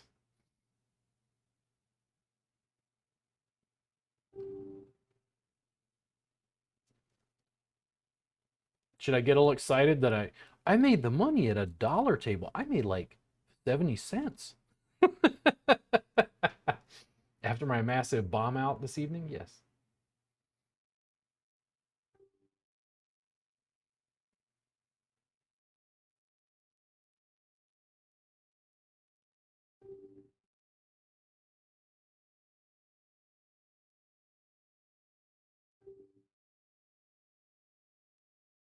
Aces and fours.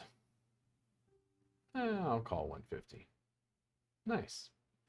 You did not have it, sir.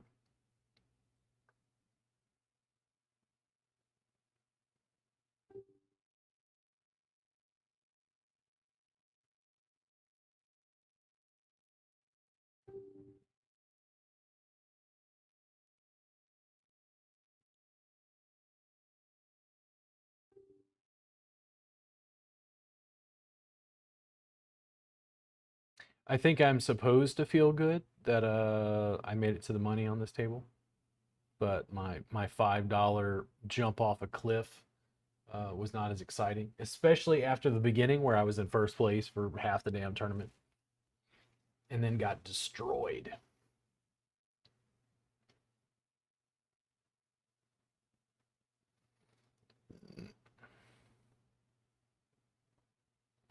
Please limp, please limp, please limp, please. Thank you. Please give me a five. Please give me a five. Please give me a five.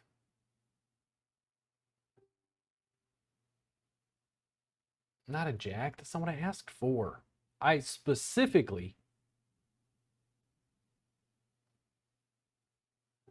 Nah, just let it go. I'm not gonna gut to a 5 the river.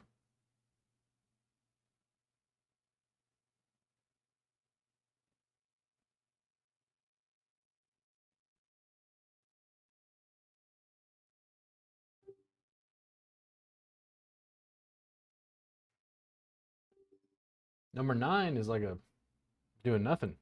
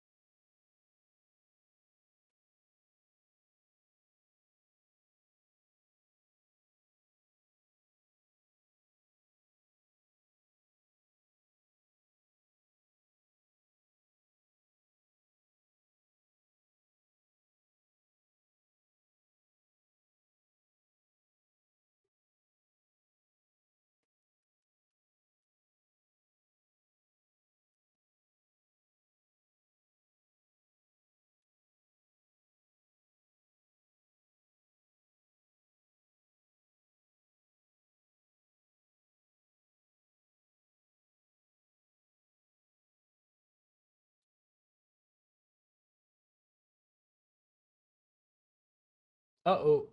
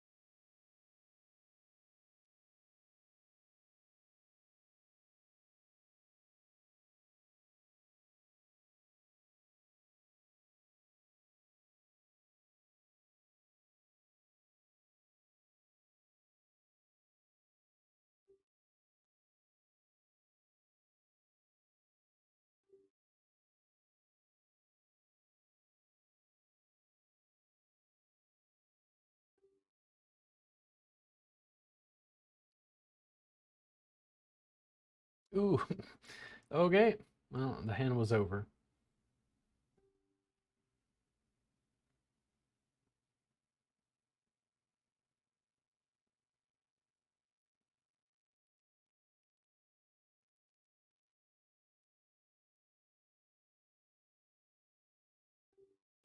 Jacks is one of those hands like I didn't really want an altercation.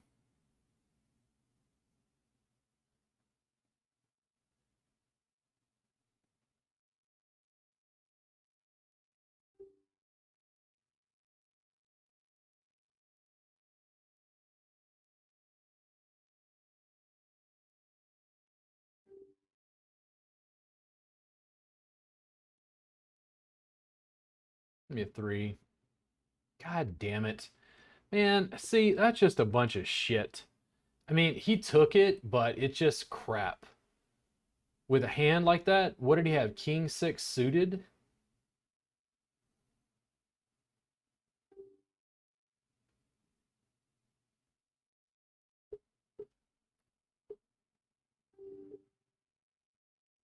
So he limps. I bet he jams. Yeah, King 5 suited.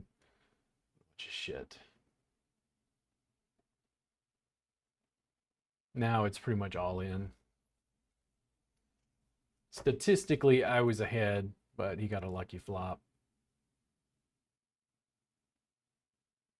And honestly, his range, I think this is strong enough. I don't have any chips left, so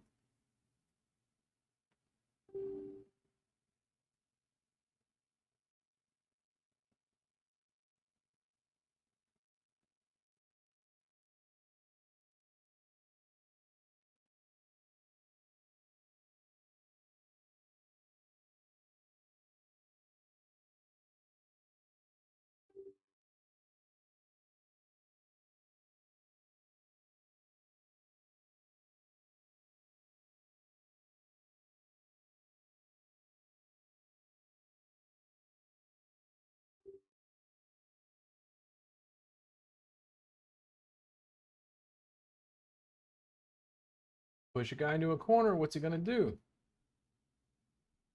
Even with weak weapons, he'll fight back. I'll take a spoon to your serratus anterior. Yes, I will.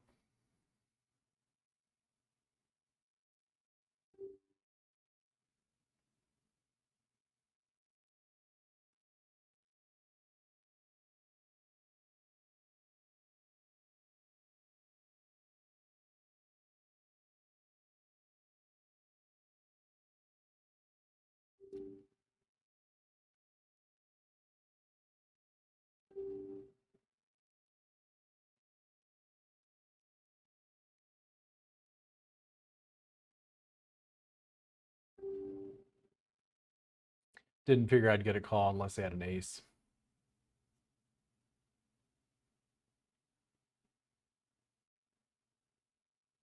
Now limp on me.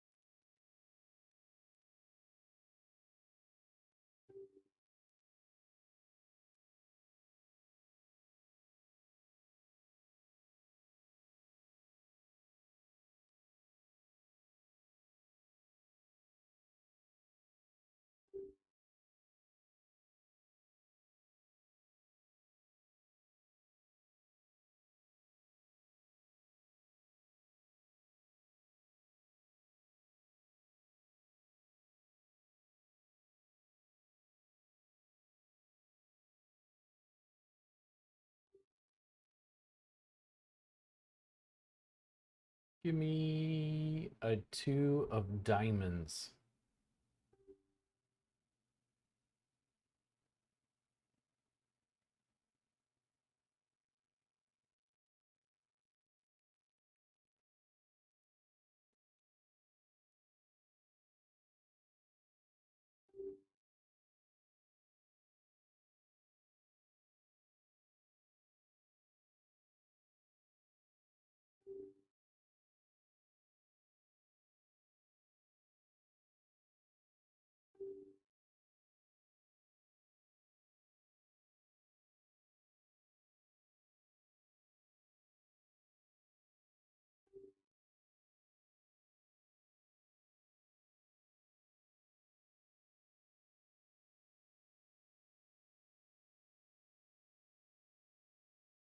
An ace. Nope. Mm, if he gets involved, I'm just gonna jam this. He could definitely be ahead, but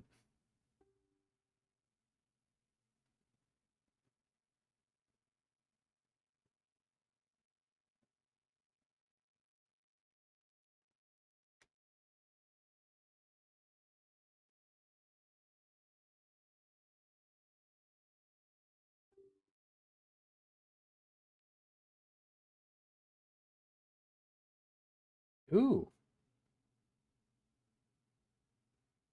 give me a flush. Yeah. No. There we go. Now we're talking.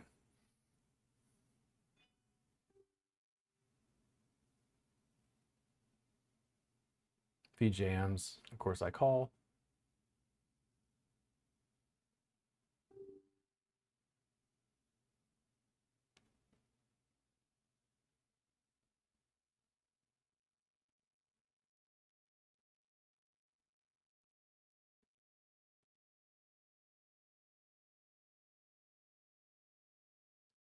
Excuse me.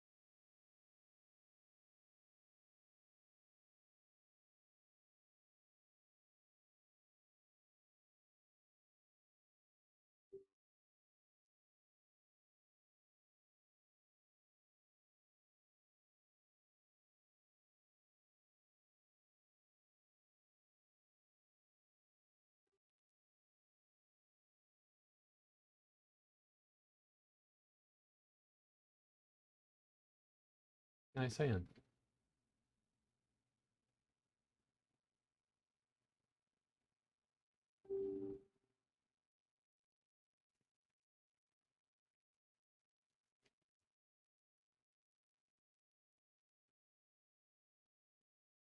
Sucks that the first hour of this was gone. But oh well.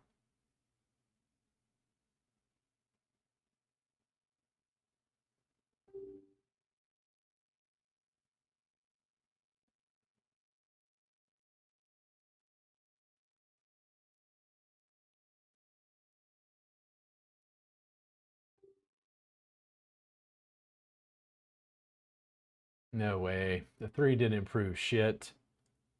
He's got a really loose range. I hate to let this go, but I just think whatever he's got, it's likely ahead of whatever I'm holding there. Even the 10 at the river, I don't know if that'd have given it to me.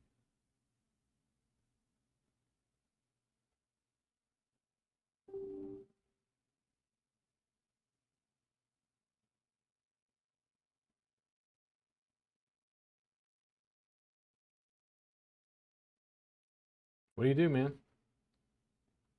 Can't make a guy fold.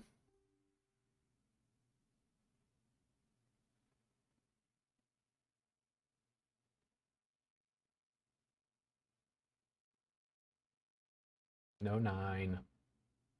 Nice.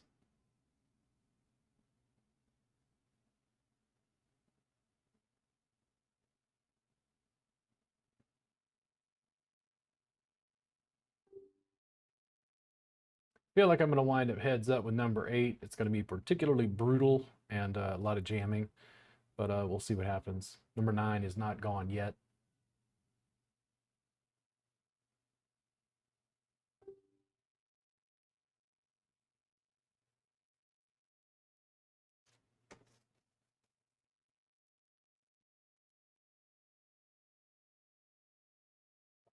Good game, man. Let's do it.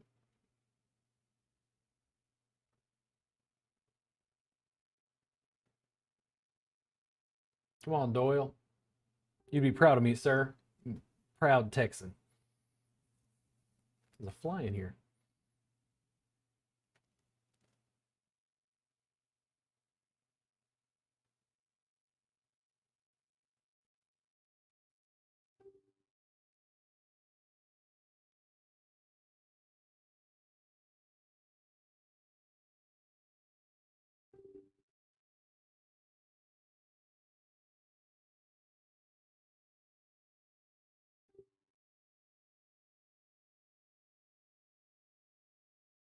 Damn it.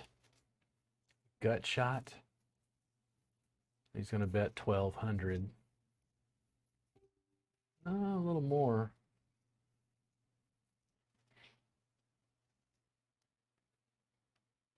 I think it's better in this case. I'm going to let it go this time. If I'd had like spades, maybe.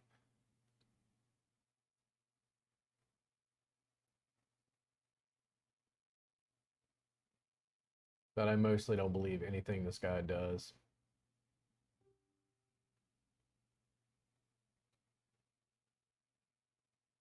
After all, he had king six suited.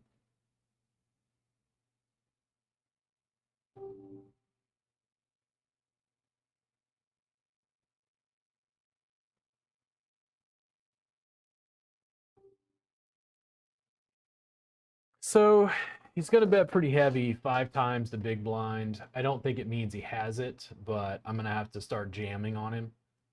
It doesn't look like he's going to back off from like limps.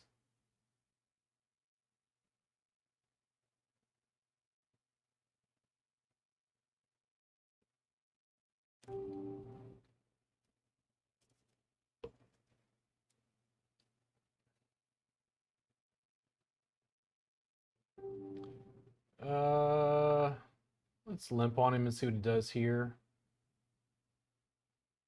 If he bets heavy. See, it doesn't mean he has it. It's just like it's a bluff.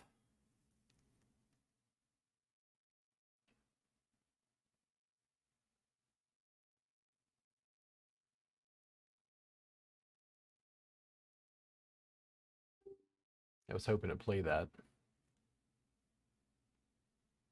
But now, since I know he does that, I want aces so I can limp on him and then he jams. Oh, he actually fucking checked it down. Amazing. Now give me a queen. That's not the 10 that I wanted.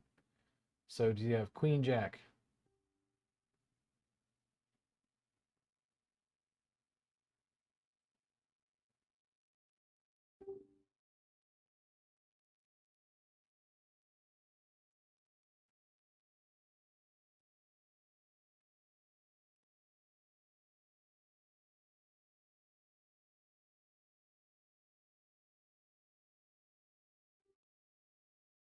Can't figure out what's going on with him. Just those really solid raises.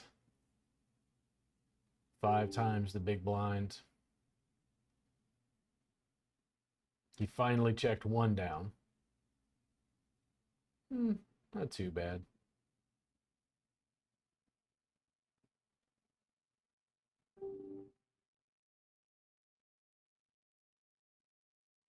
Mm,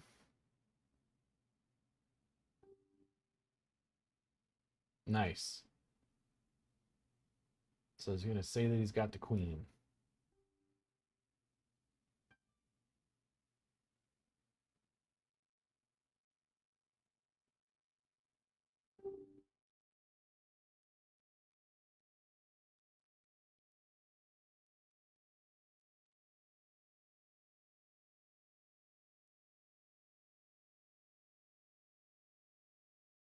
I don't love it, but I think that's it. Heads up, his range.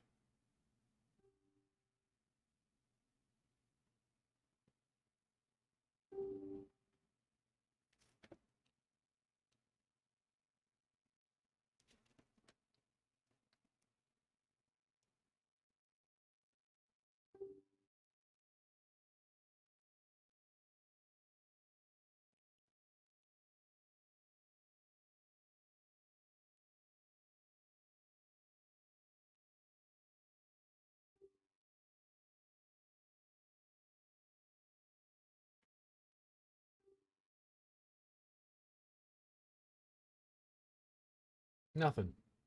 Complete friggin' airball. He bets. I think I have to let it go. Yeah, just nothing connected.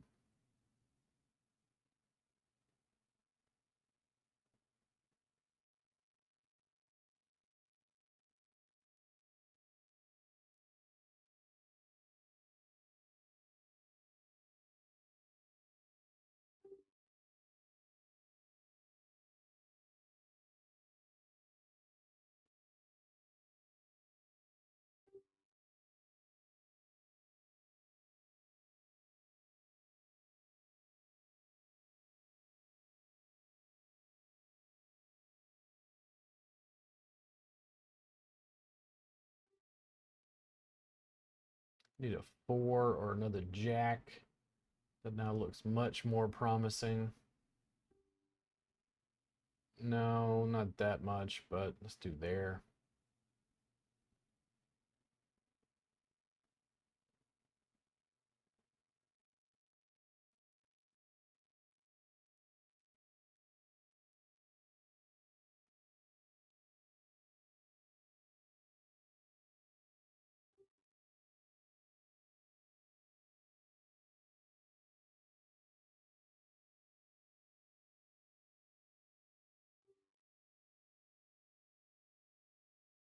It's a great turn card.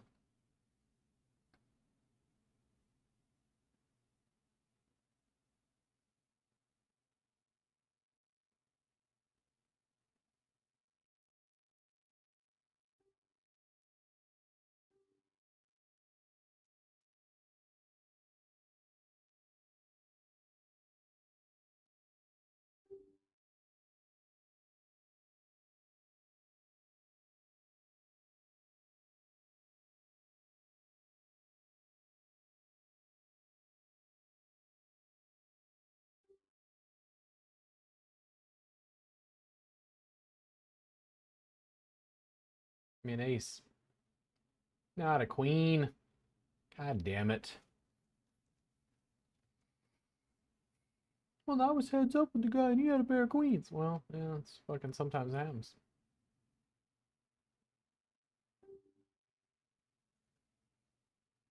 I mean, if you had a pair of queens, you're gonna call? Yes. Heads up against that guy? Yes. Let's do it. Okay, buddy.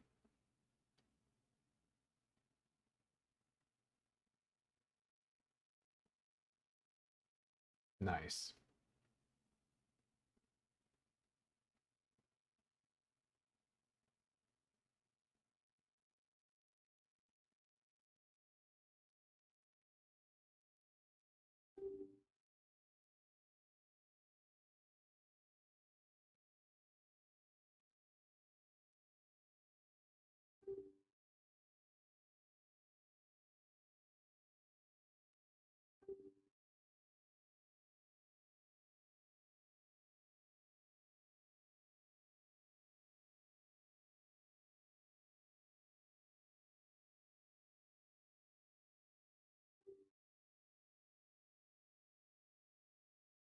This has been quite the heads up battle. A little back and forth.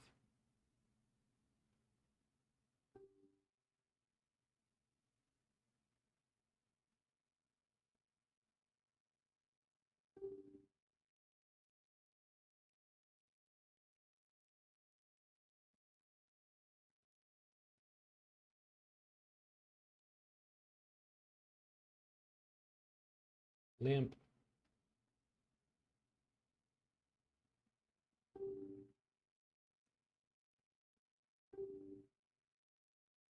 Oh, what a ugly flop. That did not connect with my hand whatsoever. I mean, I don't think you hit either, but who knows what you were holding pre-flop. He has a pair of twos. He has a hit. Oh, sure. Now give me the turn card I want.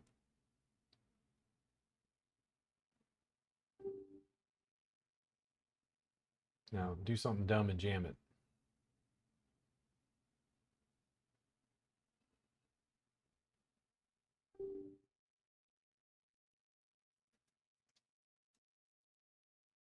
No.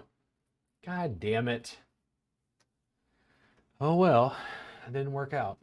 A whole 270. Right, we lost for the evening. You guys have a good night. Hope you enjoy.